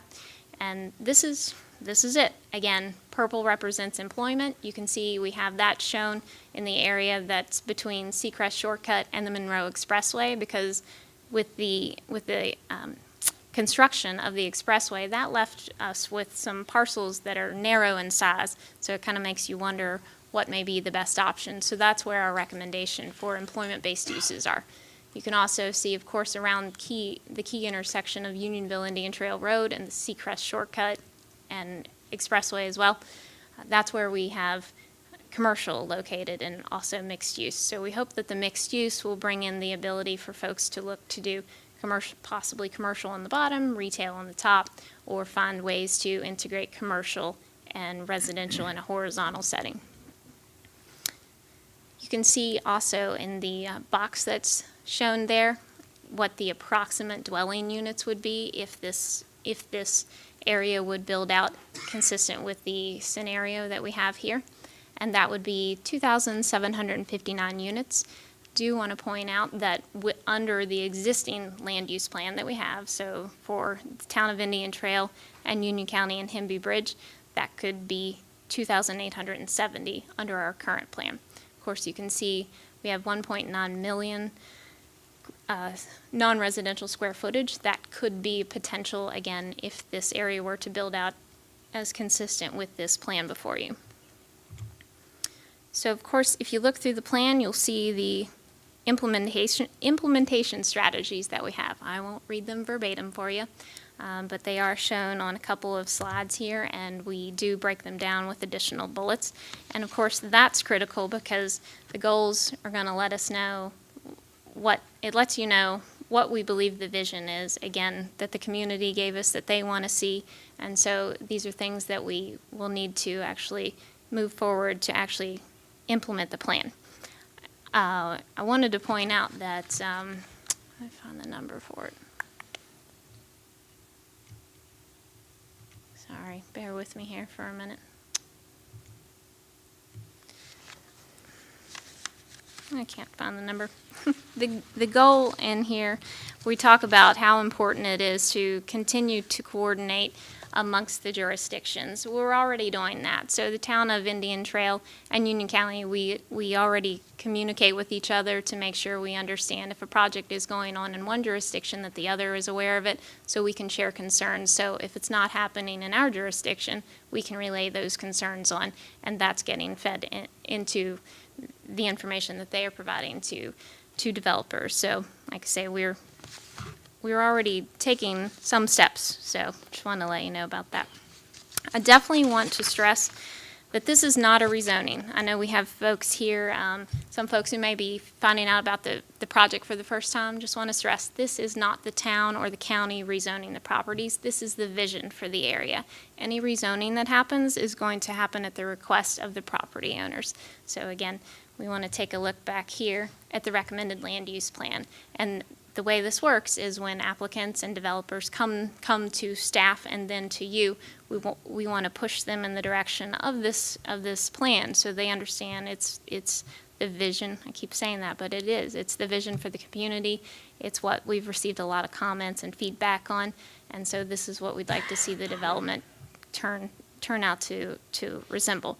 Because again, we have found that growth and development is happening. We're already having conversations. We've already approved a development up along the Bonterra Village Way, so we would just want to try our best to get ahead of it and get a good recommendation. Again, this is certainly a group effort here. Let's see. Okay, so here's our conclusion slide. This is going to go before the Union County Board of County Commissioners on October 15th. I think you first saw October 1st if you're reading through your staff report, but it's going to be the 15th. So after you all hear it, they will be hearing it as well. And again, I certainly want to open the floor up tonight to any questions that you may have for any of us, myself, Rox, and Dick from Union County. But the action we need from you all tonight is to receive this report, to also receive public comment, and then ultimately make your decision on the small area plan. Thank you. Council, the floor is open for you. Any questions? Sorry. Ms. Cohn. I just want to say you did a good job, you and Rox and everybody putting this plan together. It was a lot of work. You had all the meetings that you called and listened to the public, which is the way it should be done. Thank you. And, you got to have a plan. So, I mean, We do. seriously, that's the first thing that people want to know is what's your plan, and plan your work and work your plan. And I think the key word in this whole thing is recommendation. These are just recommendations. Yes, sir. And everything that goes into any of this, anything there has to go through council to be approved. That's correct. So, even though it may be in that red commercial zone or wherever, it's up to council to make the decision on what commercial goes in there, so you don't have to worry about what might happen. And that's just like anything else. So, I appreciate your hard work, and, I appreciate you taking all the, residents' comments and working very, very closely with the residents. You've done a marvelous job, I think. Thank you. It's been a good process. I've recognized a couple of faces in the crowd from folks who've attended the meeting, so it's been a good process. Thank you. Thank you for your hard work. Do you all have anything you'd like to add? Any other questions from council? There's no one that's signed up for the public hearing, public comments, but there's several people in the audience that were here. I want to give you one last opportunity if you wanted to speak during the public comments for this particular project. I do want to just let you know, also included in the plan, I apologize if I cut anyone off, I think included as part of your packet were some comments that staff had received in writing, so I just wanted to make sure that they were conveyed to you all as well. Yes, ma'am. Anyone? I have a question.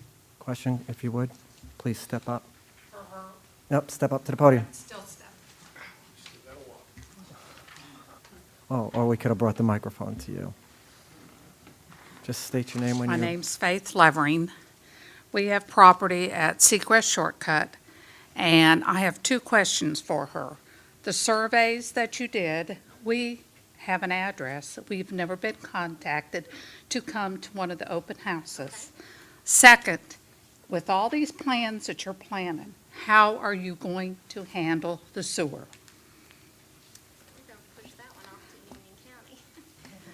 Well, that has been pushed off from Union County to federal now. With all these plans that you want to build and make it all zoned, you've got problems. I don't know how you're going to handle it. I don't know how Union County's going to handle it, because we've tried to build and we've never been able to because we've been stopped because of it. These are good plans, but they're going to be shot down. I can tell you now.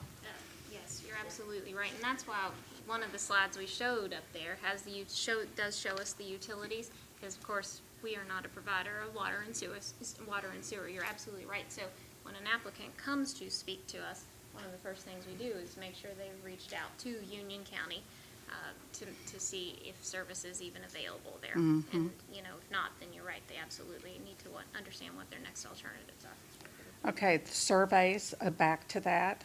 Why wasn't we Surveys as far contacted? as- Well, You said 1 and 2, and we were never contacted. The first notice we got from the town of Indian Trail. From our GIS, we pulled from our GIS of property owners within the study area, and we sent out a postcard. That wasn't a requirement, it was something we wanted to do to try to make sure it was a way to try and reach out to people. So how many did you have come to the survey, for the surveys? Well, for the first open house, it was 122 folks. Yes, Okay. ma'am. And then 50 for the second open house. Yes, ma'am. Okay. I'm sorry you didn't get it, but let us know. Mhm. Make sure we know so we can check and see what happened there. Okay, thank It's you. definitely an oversight. Thank you, ma'am. This time I'll close the public, yes. Yes.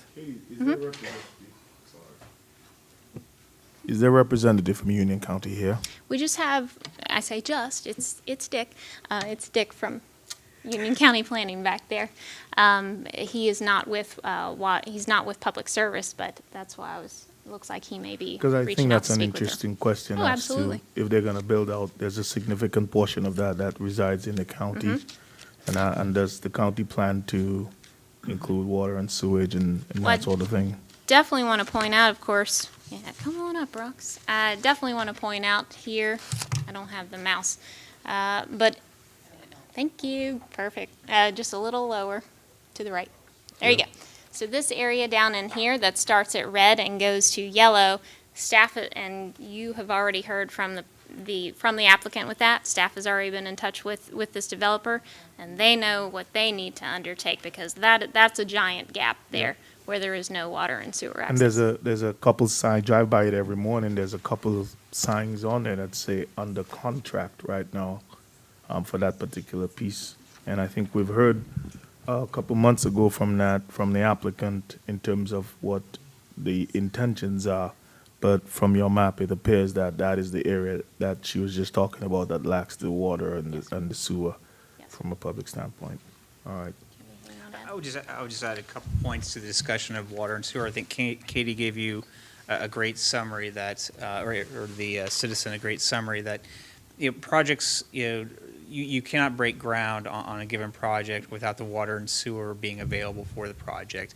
And going back to some of the earlier maps, or in a earlier map, obviously there's a lot of infrastructure along the perimeter of the study area, but obviously interior is going to require extension of water and sewer infrastructure from the development community, or it's going to have to be done as a major capital project from the county. But generally speaking, it's on the shoulders of a given developer to extend the infrastructure. And so when you heard a presentation from, I think the Poplin mixed-use project that might come forward, they were fully aware that they were going to have to extend sewer, whether it came from Union County service infrastructure or Monroe's. And I think that's what they were still trying to, evaluate, which service provider they're going to use.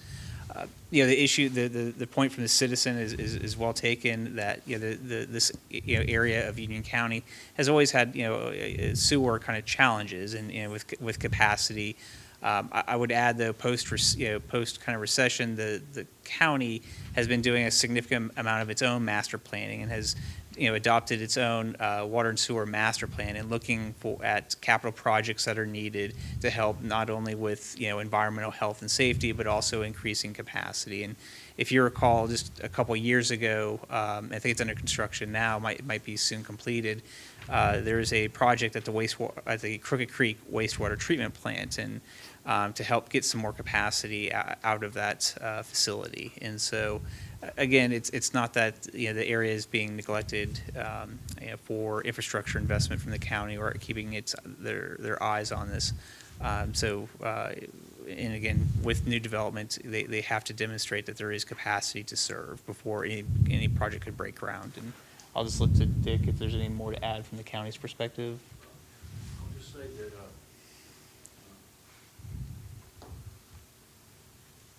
I got these ladies' address and phone number. I'm with the planning department, but I will get with Public Works and contact both ladies that did not receive a notice except for this meeting, which was kind of odd, the first two.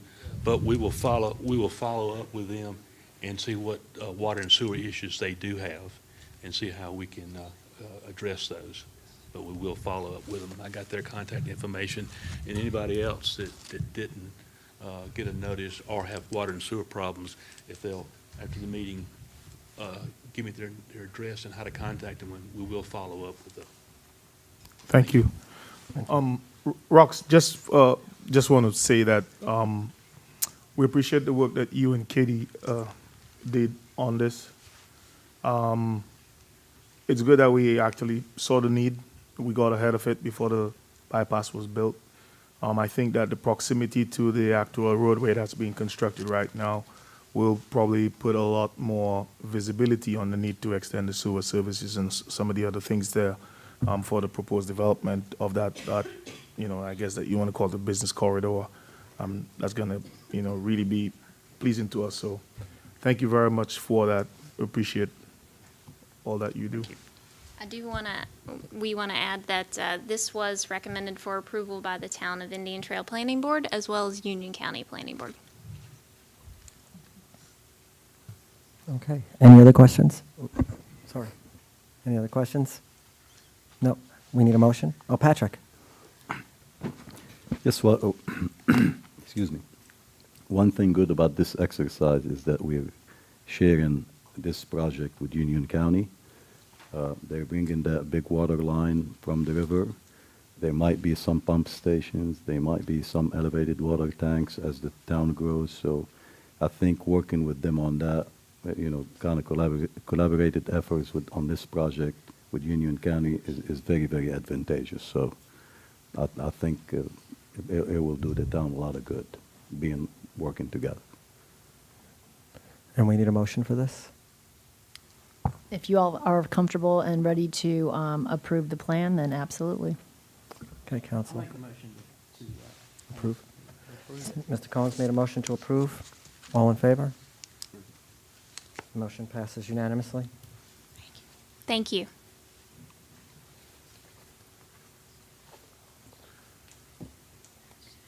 Okay, that brings us to old business, committee meeting liaison update.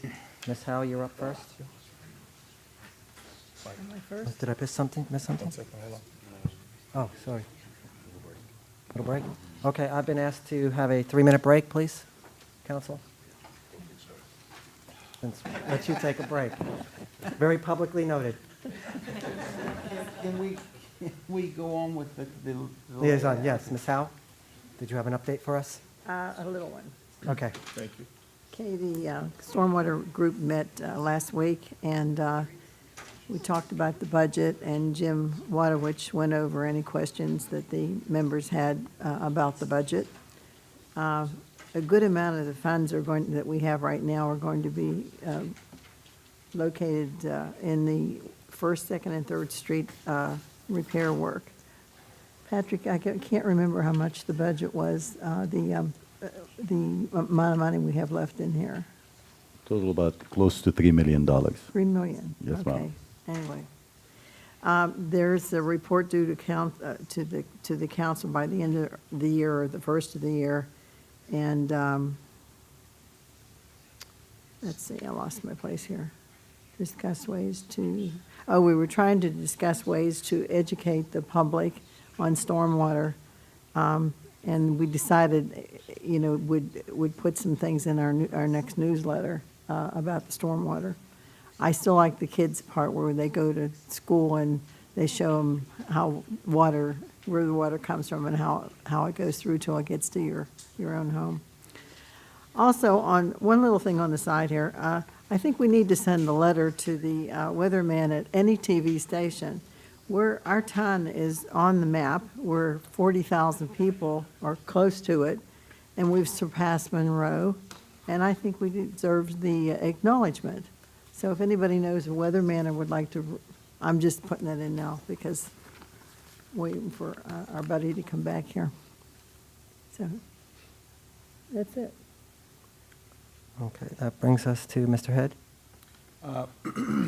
Two updates on the planning board. I attended the planning board as part of the development workshop. We saw, I guess, last meeting, the radiator especially, that went before the planning board and was unanimously voted to bring to us. So that will be coming up.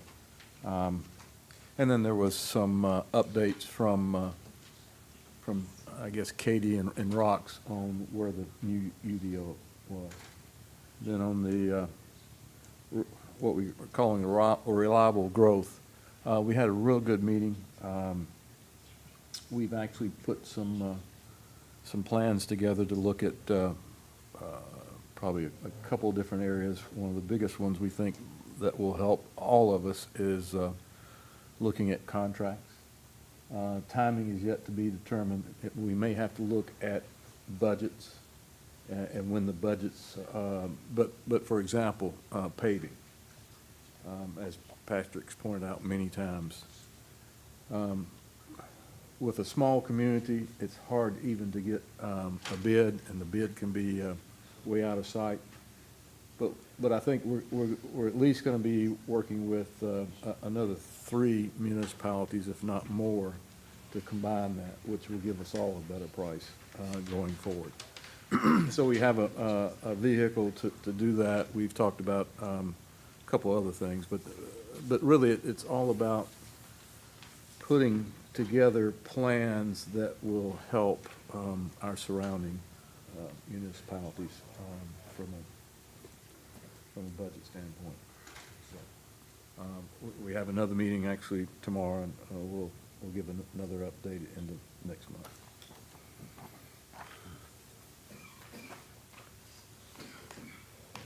Is that all, Mike? Yes. Okay. Mr. Morris, any updates? I'm back. Welcome back. Yeah, I'll give an update regarding the CRTPO meeting that we had. Really, the biggest thing that came out of that were 2 things. The state of North Carolina they have something called the North Carolina Build. It's a bond package, and they're going to be funding $300 million a year for 10 years to accelerate road improvements. And so that's more money will be available. And then the biggest thing that that came out of the last CARPO meeting was an update regarding future road needs here in Indian Trail area. And you can go online right now, and there's a public comment period has just begun. I believe it was September 20th was the first day, and it ends on October 4th. And there's some specific projects that you can go online, as I was saying, and write comments and provide input, and then they will take that input and factor it in their decision making. Some of the roads that we can talk about, oh great, you pulled that up. The East John Street, of course, and the Old Monroe Road widening. And then there's Wesley Chapel. And I don't want to go into details. You can really go onto the Indian Trail website and get a snapshot of the different roads. But Indian Trail Fairview Road, then there's a greenway, which is Price Mill, and that's for some connectivity. And then also your non-typical road project is bicycles. And there's some bicycle lanes that are being proposed for the Brandon Oaks Drive.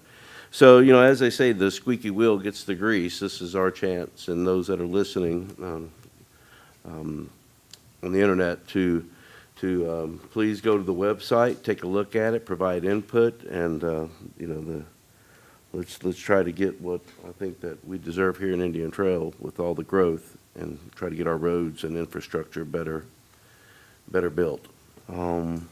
Other than that, there wasn't really just the typical boring stuff at Carpo of funds transferring from one account to the other. And that was the only update I have for this week. Could you tell us that part too, the boring part? Oh, my gosh. I got it right here. I'm just kidding. Okay. That brings us to item B, committee bylaws. Patrick, the floor is Thank you, yours, sir. Mr. Mayor. We put in your package copies of all the bylaws. Simply what we did is I've asked staff to look at them. Each department, they look at them. They came up with minor changes. We're trying to make them as consistent as we can. And what we're asking is for council, just whenever you get a chance to look, just look at them, and if you see anything that needs to be added or subtracted, kind of let us know. We'll take them, finalize them, bring them back for your approval. But we made it one format. They all look the same, kind of easy to read. And Karen, anything to add on that? No, just Patrick, you asked, we discussed one area of concern in the bylaws that Patrick relayed to me the council had mentioned, and it involves absences and the ability of the town council to remove members who have excessive absences from these committees. The rule in the bylaws is if a person misses 3 consecutive meetings or 30% of the scheduled meetings over the course of a year, then the council would have the ability to decide whether or not to remove that person from that committee. So in the big picture, I guess, if you miss 3 in a row, or you miss, assuming there's 12 meetings once a month over the course of a year, or you miss 4 over the course of a year, then the council could has the authority to go ahead and remove that person. So Patrick did want me to clear that up for y'all tonight, and happy to answer any questions on that topic. Any questions? No, this is for them to review and bring back to a later meeting? Yes, sir. And some of the items that we're trying to be consistent with, like have all the meetings maybe at 6 o'clock, so that instead of 6:30, so staff won't have to stay later. Maybe the number of members could be the same, rather than 1 have 5, 7. Maybe the number of alternate could be the same. And the secretarial service services that is accommodated. We don't have a secretary. Our liaison usually take care of that. So each department has a representative, like Adam is on the public safety. So if you see the bylaws, that is the secretary for the committee. And the agenda, we're trying to make the agenda the same, 5 items, so all of them will have the same agenda, unless somebody like planning, they have to provide a report or stormwater that could be added. But after we get your feedback, we'll take it, and you will see a lot of consistency when we're done with it. And that's the intent. Thank you, Mr. Mayor. Okay. Council, any questions? Mr. Cohen? Just so this doesn't get lost in the shuffle, you know, again, or I shouldn't have said again, but so it doesn't get lost in the shuffle. Can someone on council, or do you think it'd be a good idea that somebody on council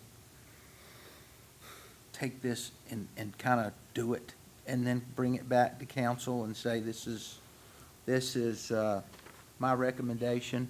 Because what seems to happen is we don't ever get it. I mean, we keep stumbling into this and not actually getting anything done on it.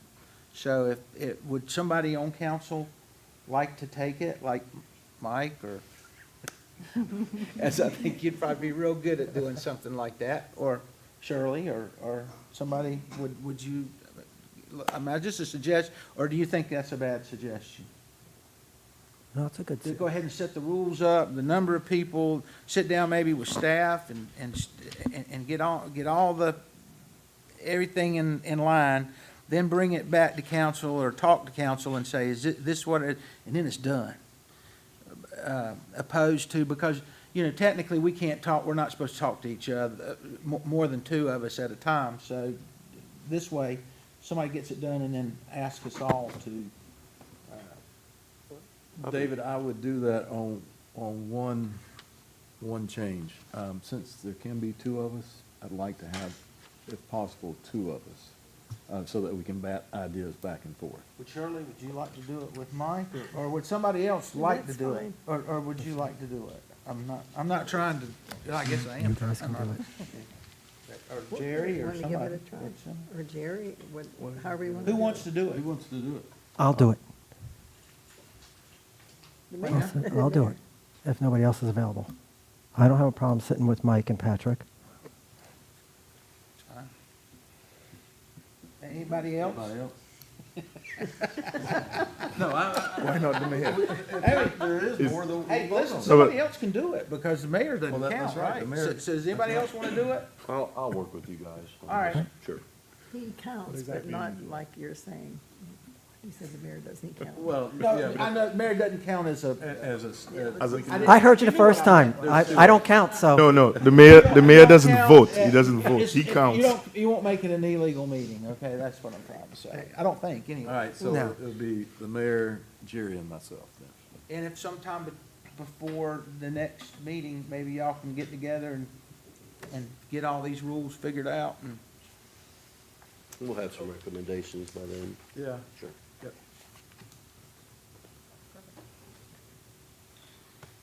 Okay. I do have a question. There is some rules around attendance for meetings. What about some of the committees that do not meet or have not met in 6 months, 8 months, so forth? Those, if there's no meeting called, then nobody can be absent from it. No. I'm not talking about for the people. I'm talking about for the purpose of the meeting, meaning what what it's the intended importance of the meeting. In other words, Yep. yeah, exactly. I've been here since February, and it hasn't met yet. Yeah, I'm not worried about the attendance of the meeting, but it's every time it's being canceled. So looking at it more or less from a citizen standpoint, how does it serve the citizens if it doesn't meet? I think that's an excellent question, and it may be a great topic of discussion for the council at a future meeting to get the list of committees that haven't been meeting, and it's completely within your authority to either dissolve the committee completely or to revamp it to make it a more productive committee that the town, to serve a purpose the town needs. So thank you on that point. The newly formed review guys, that's Mike, Jerry, and the mayor, along with Patrick. You're adding to our work. Yes, I am. Yes, I am. No, I think it's good. I think it's good. At the next meeting, can we get that sort of information? And the reason I say that is that the Public Safety Committee is one that I'd like to attend. I think by default, I was made the liaison for that committee, but they've never met since I've been here. And we have people who have terms that are expiring in the near future that kind of want to make sure it serves a purpose. In light of that, of what the town just went through, I think that committee could have been extraordinarily helpful. Had it had a mission that was something the town needed. Exactly. So if you can probably put that together. I mean, I know planning board meets all the time and ABC and all that, but if you can, I'd appreciate it. Yes, sir. Mr. Patrick, sir, I was looking at you. I got it. Thank you. Okay. That brings us to new applications for committee members. That's on the council. Patrick, did you want to start it off? I'd like to say that what our town clerk did is provide the application, and then also giving you the spreadsheet that gives you an update. When is the termination date, starting date, and all that. So the info is for you, and any emails that we received from the chairs of each committees. I think we got 3 of them in there. So I think all the information for council to look at and come back next meeting and decide on who to get on the boards and who not to get on the boards. But if you feel like you could make a decision on one of those applicants tonight, that's up to council. I would rather skip it I till would next too. time. Yep. Okay. We want to table it for the next meeting. All of this? The Yes. applicants, yes. Okay, Yeah. we'll table that. Put that back in here. So that item's been tabled. That brings us to new business, the art sculpture for Chestnut Square Park. Dr. Hinson?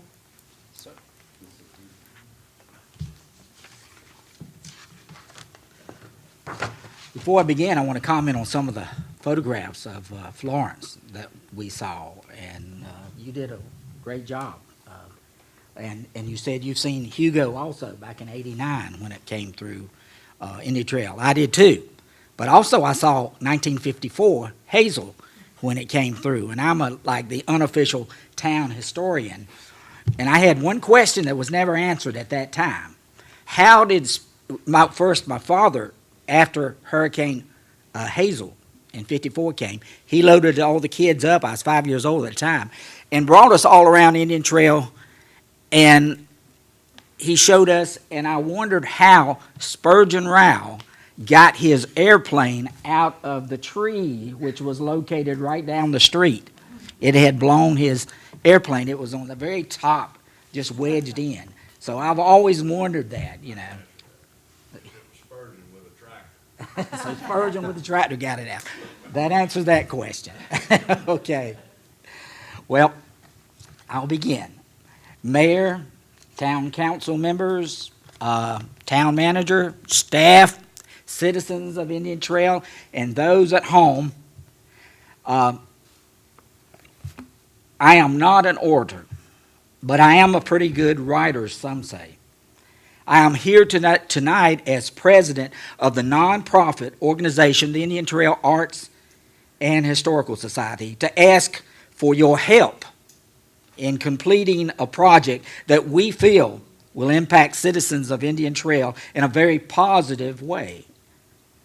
It is a project that we feel will foster positive images of the town, one that we feel will last for a lifetime. What is the project, and how can you, the council, support it? I would like to show it to you now on your monitor screen and let you view it from different perspectives. The project is that of a semi-abstract structure, a sculpture of a metal, friendly waving hand. The sculpture will be located in the center of Chestnut Square Park near the beige face stone covered shelters. The sculpture will be in the shape of a hand wave in motion, a wave that I know that all of you are familiar with if you have lived here in Indian Trail for any amount of time. It's a friendly southern wave from a friend to a friend, or even a friendly wave to an unknown Indian Trail resident or visitor to Indian Trail. This 8-foot hand will be attached at its wrist to a 4-foot metal railroad rail, which will represent Indian Trail's ties to the railroad, which goes through the heart of our area. The abstract hand will also be artistically adorned with metal leaves that represents trees abundant in our town, and especially those in our parks. The sculpture is waiting to be built by a metal sculptor, Catherine Apple, who works full-time for the Discovery Place in Charlotte, and who has built metal sculptures for other parks and horse farms. Her full bio is in your packet. The sculpture, the friendly wave, she calls it, and the artist commission has already been paid for by an anonymous donor. And the artist and the Indian Trail Arts and Historical Society are just waiting for the base to be built to start creating the hand. So what we are asking from the council is for the money to have the sculpture's base and its surrounding sitting bench built. In your packet, you have 3 bids we have secured for the base and the sitting circle. The third bid comes from Cornerstone Masonry of Charlotte for $7,545. We feel is reasonable and an honest bid for the project. The base is a reinforced 4 feet by 4 feet square, 48 inches high, with a 2-inch cap. And the 38 feet surrounding circle sitting bench is 20 inches high with a 2-inch cap, all with the same matching beige stone front as the surrounding park shelters. The base will also have on all 4 sides a secured plaques with the message, and I like this, Indian Trail, a town where a friend is just a hand wave away. And which is also, its copyright will be owned by the town. Also, as a person walks around the hand, the artist said its perspective will constantly change, as does the motion of a real hand wave. Again, the Arts and Historical Society has completed many projects here. The Indian Trail welcome sign across the street, the Native American bust, the Indian Trail history plaques in 2 parks, and 2 Indian Trail history books. But we need help monetarily in completing this project. Do you have any questions for me at this time? As I said, I'm not an orator, but I am a writer. But this is, it will be adorned with leaves. It's not built yet. Questions? Mr. Henson, is this it? I mean, is this everything there is to it right there? That except, yes, it's the bench, the center. I mean, you said something about leaves. Are there? There will be leaves attached to it also. There's a rail attached also on the bottom. There will be a rail where the wrist at the very bottom, there will be a 4-foot metal railroad rail. And then that will be attached to it. And then it will also be adorned with leaves to represent the trees in the area. Now, you got to remember, that's as close without it being built, but it's supposed to be in a motion of a wave, that as you walk around it, you'll see the wave. Do what? Does it move at all? I mean, It doesn't move. No, it's the perspective that you go. There'll be plaques on all 4 sides saying that Indian Trail, a town where a friend is just a hand wave away. And I'm just curious, has the town approved this? Has the town, approved, it hadn't been approved, I guess. No, sir.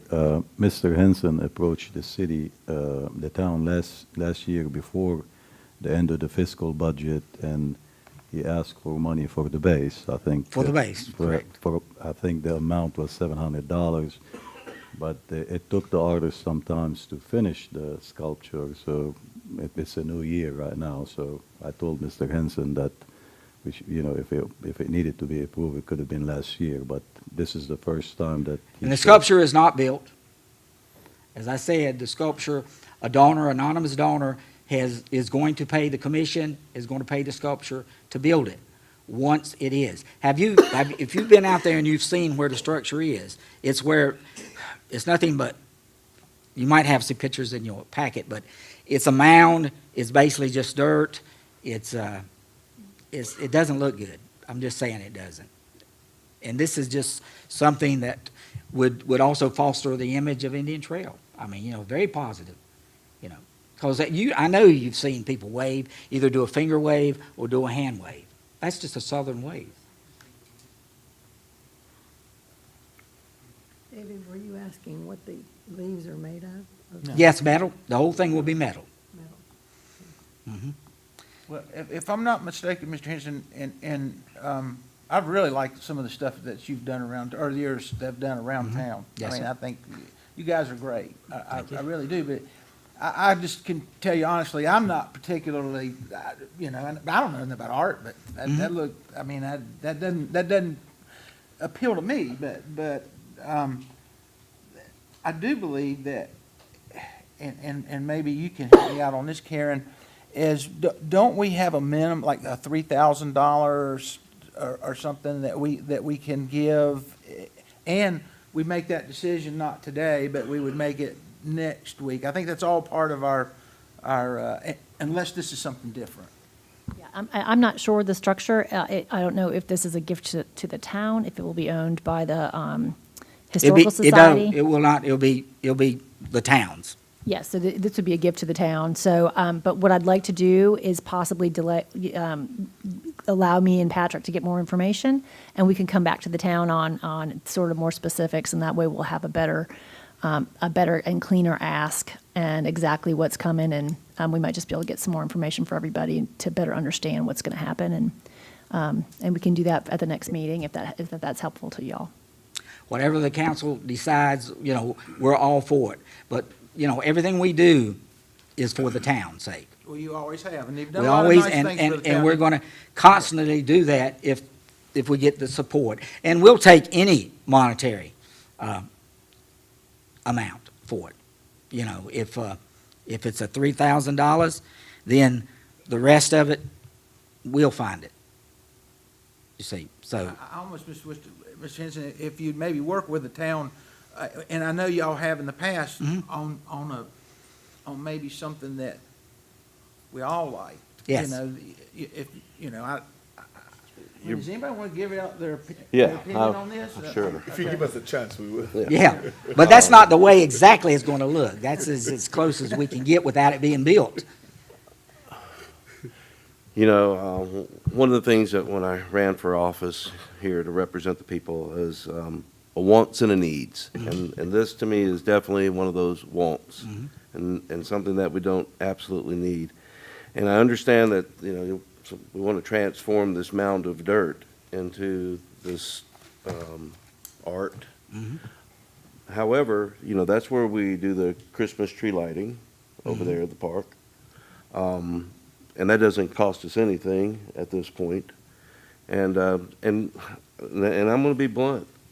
When I saw this artwork, I thought it was a rake that someone had twisted up and mounted there. And I don't want to put my name on that and necessarily call it art. The bust and some of the other pieces that have been commissioned here, they're nice, and they really do. It has something to do with Indian Trail. Yes, sir. But five pieces of metal in a waving pattern. I think that there could be, if we are going to what I consider waste money, then on an art project instead of a road project or a crosswalk or something that I think is needed here. I sure hope it would be something a little bit different than that. And that's just. Yes, sir. As I said, this is a semi-abstract, and Picasso did abstract, and everybody has they either like abstract or they don't like abstract. But yet, art is art, and we've had so much taken away from us in the schools and everywhere that we're just trying to get a little art back into the community. And that's what we're doing. And so any help that we can get, like I said, any monetary amount, we will add to it. Before the sculpture goes up, we will have and I could come back with a small model or something like that. This is not, I had to present it quickly.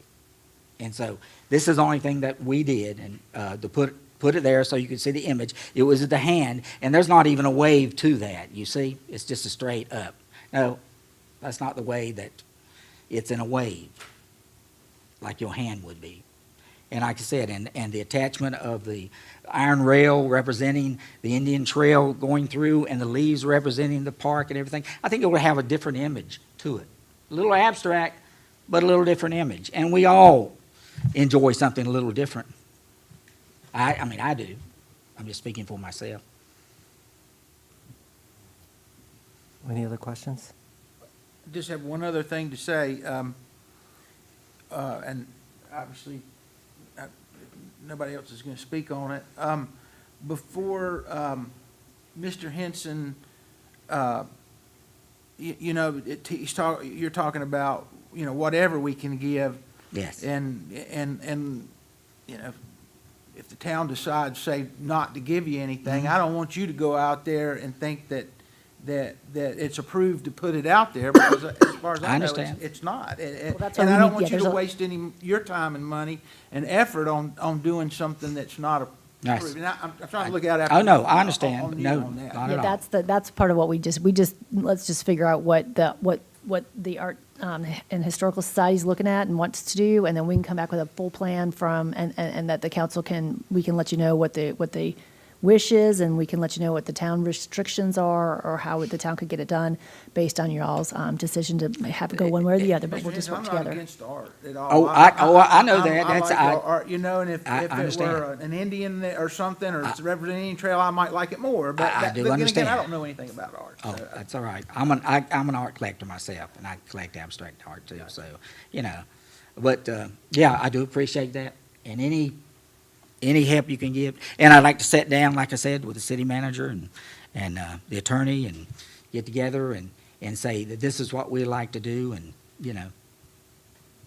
I appreciate everything you do. I see Well, a lot of stuff you do, and I enjoy seeing you on Facebook, and I'm actually one of the people that actually answer back on a lot of the old things that we know. Right. Because we're both a little old and. That's right. Know what's going on in this town, and every time you put something, a picture of Barbecue King or something else on there, I'm right there with you, man. I That's know, right. so That's right. I appreciate it. I That's appreciate right. you. I But do. we love thank you very much, and we love the past. What I like to see is go into the future with something, you see. And that's all. Anyway, thank you very much. I appreciate the time. Okay.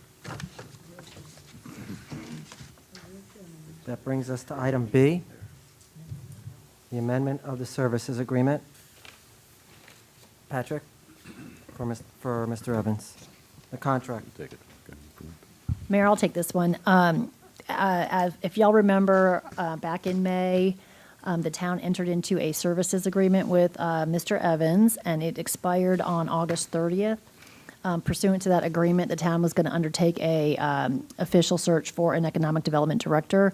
That we have not had the opportunity to go through that process yet. So what we're asking council is to go ahead and extend Mr. Evans's contract through the end of the year, giving the town time to go through that hiring process. And so this is simply a very simple amendment to his agreement, extending the termination date from August 30th until December 30th of 2018. Happy to Any answer any questions. Yep. Why the delay? Think we've had quite a bit of time to kind of get that buttoned up. Gary has been working. What's the reason for the delay? Well, the first thing we did is, we got Gary on board for a month and two. And the second item is we did advertise for that internally. That's usually the first step, just to make sure that no employees are interested or qualified. And now we've done that process. Now, based on the contract, we have to advertise externally. And just to say that it's not like we're not happy. We are very pleased with the accomplishments that Gary has done so far, but that was sort of a clause in the contract that we have to follow. And that item wouldn't take, I would say, if we advertise, it wouldn't take more than probably 4 weeks to advertise, a couple of weeks, and wrap up the candidate. And Gary is a prime candidate in that too. It's just we're following the initial contract. So when do you plan to begin the external sort of posting for that position? I know you posted it internally and Right. you didn't have anybody interested. Now Yep, you have that's- to go external, which is part of the process. But when do you anticipate starting that? Gary is out taking a course. She'll be back on Thursday. Probably we'll do that Thursday or Friday. That you will post it? That's right. It will be in Charlotte. There are many advertisements. So two more questions. Sorry if I'm taking everybody's time. So provided that you post it, you get applicants, you interview, and you make a selection, there's some really good person out there that kind of you want to hire instead of Gary. What happens then? They hire that person. That's right. Well, once you hire the person, what happens?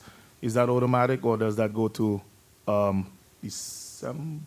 What's it, to December? There's two options. Either the contract is terminable at will, and so we Okay. can go ahead and terminate the contract, All right. or we can have a new person would probably have some necessary transition time anyway. Okay. And so we would probably have a higher date of January 1st. Okay, then.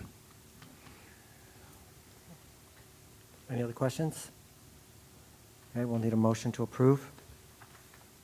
Make a motion to approve. Mr. Heads made a motion to approve. All in favor? It's unanimous. Motion passes. That brings us to the manager's update. Mr. Siddick? Thank you, Mr. Mayor. I'll make it quick.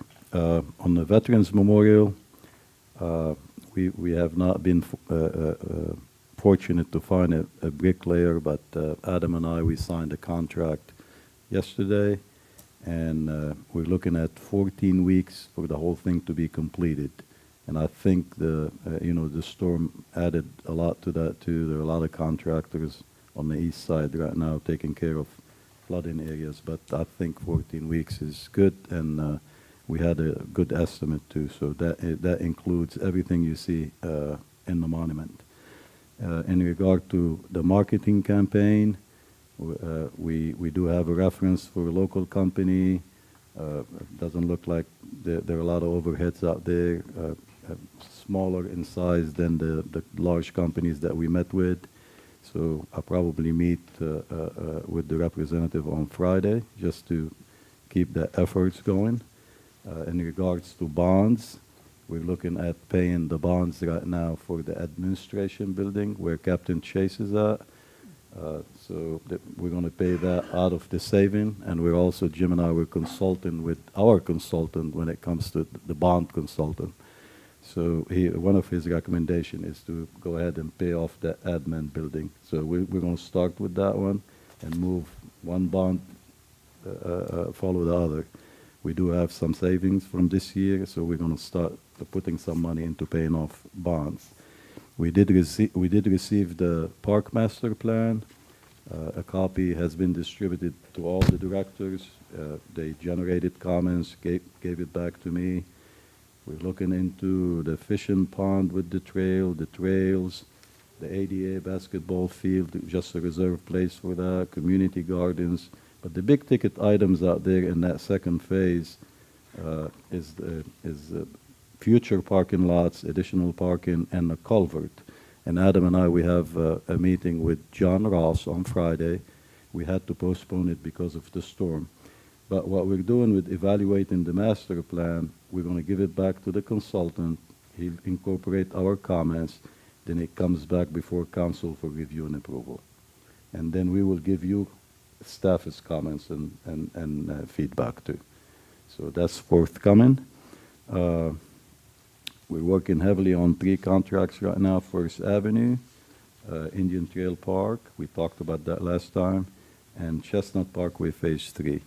There is a possibility if we have a good candidate, an engineering candidate, and we feel like he could do the design work, Todd and I were looking into probably taking that design from RS&H and do it in-house. That's a big project, so we're gonna evaluate that. If we do that, there's a saving about probably $150,000.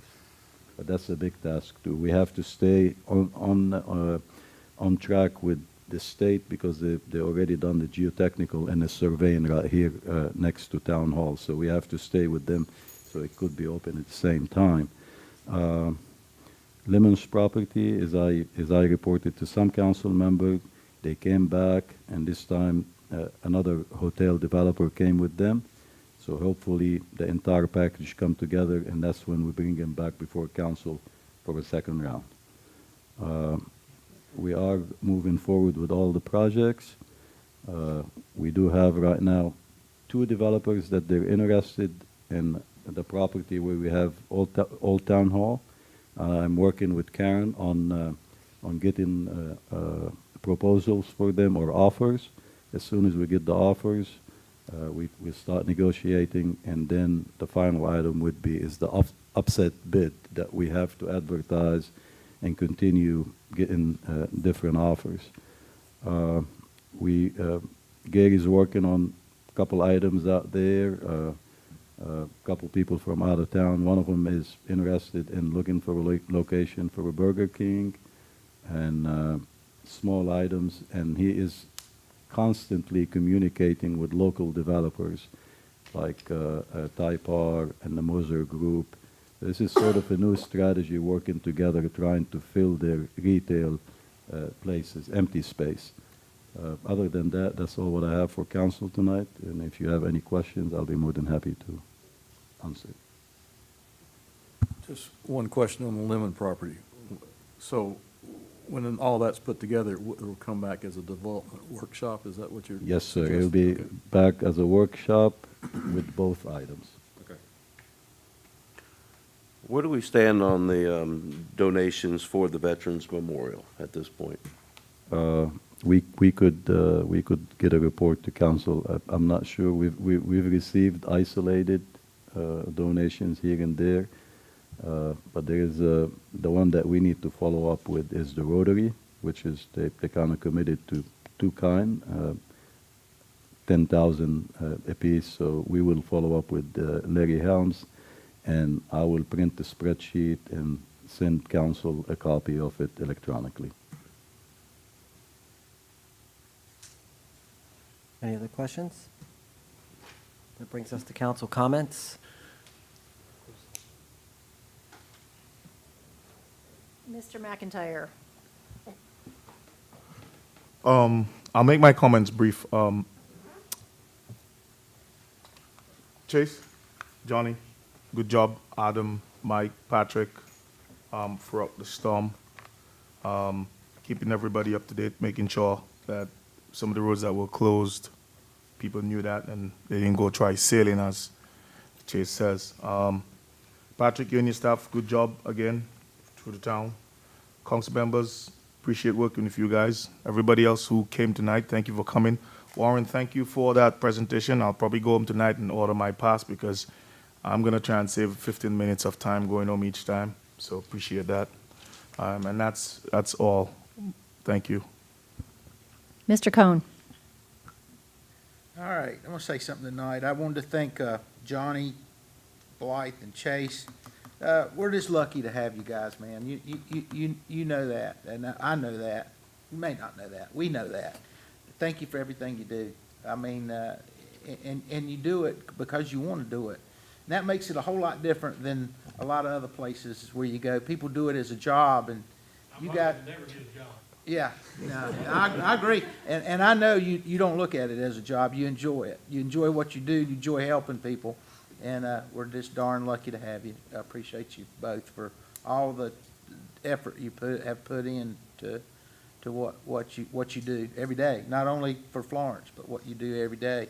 Adam and Mike and Todd and Patrick, I can remember a time when this town, when there was an emergency situation, and you guys remember a lot of this too.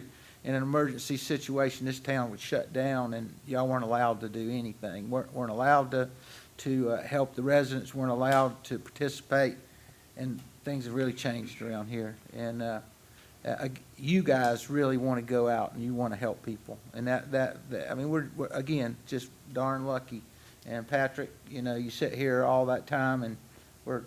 You know, I don't need to say anything. We're going to talk about you in a little bit after we get out of here. But, Closed session. Yeah, in closed session. You're rolling in it Yeah. today, David, aren't you? Mike, you know, you did a fantastic job. I read a lot of the stuff you were posting out there, street closures and, you know, flooded areas and all that stuff. And, you know, thank you for the job you did. Rox, I've already.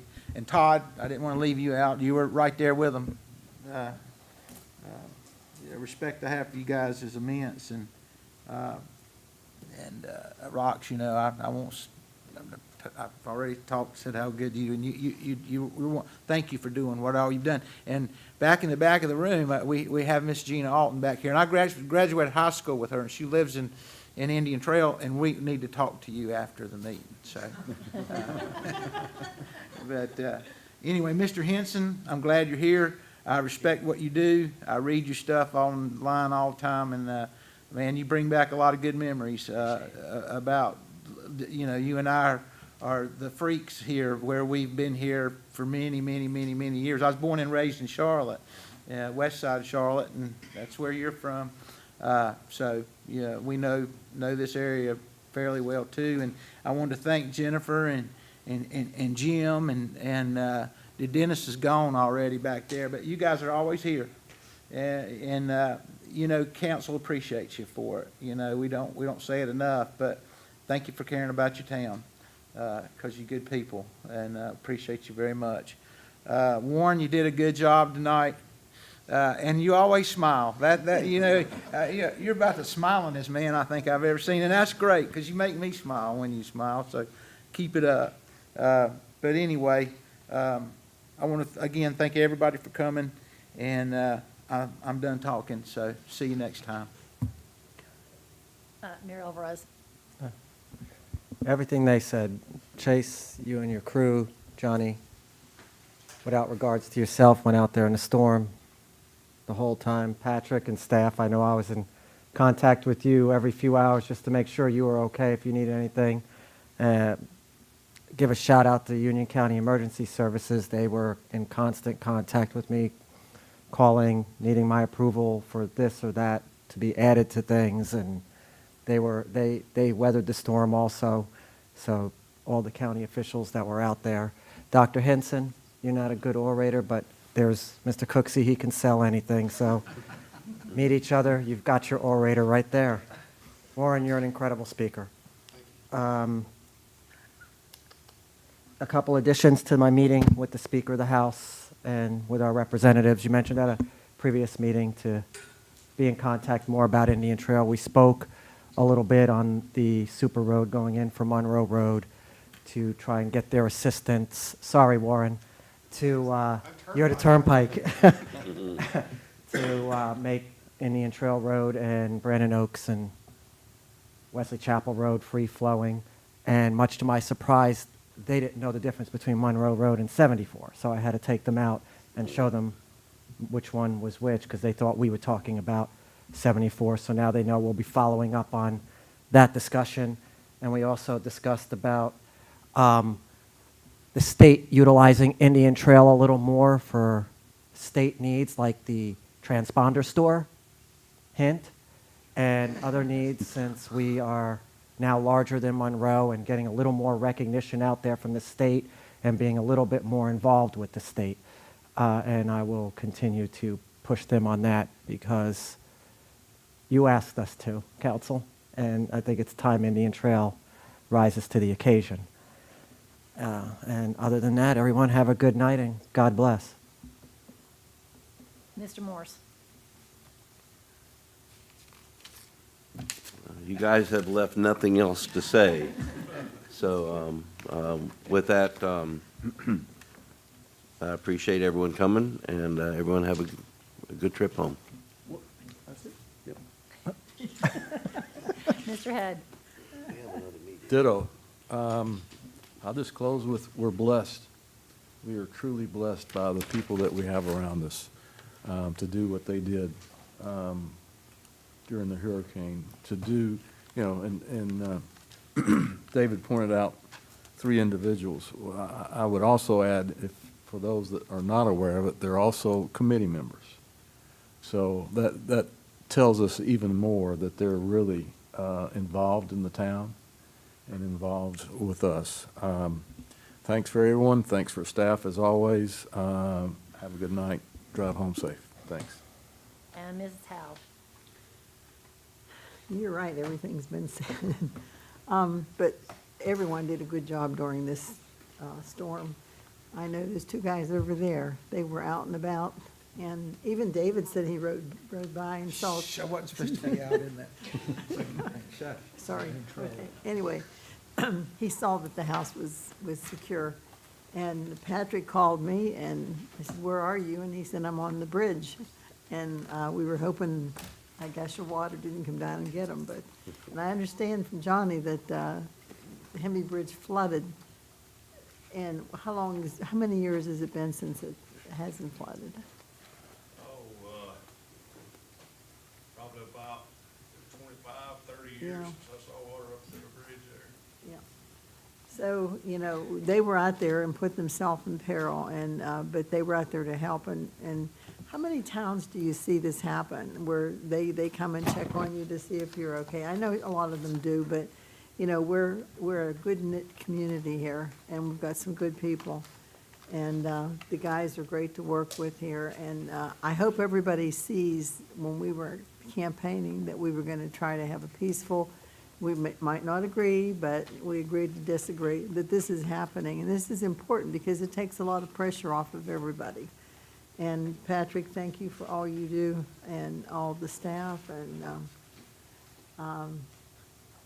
let's see, there's one person over there, I don't think anybody said anything about it. He takes care of all the money, Jim.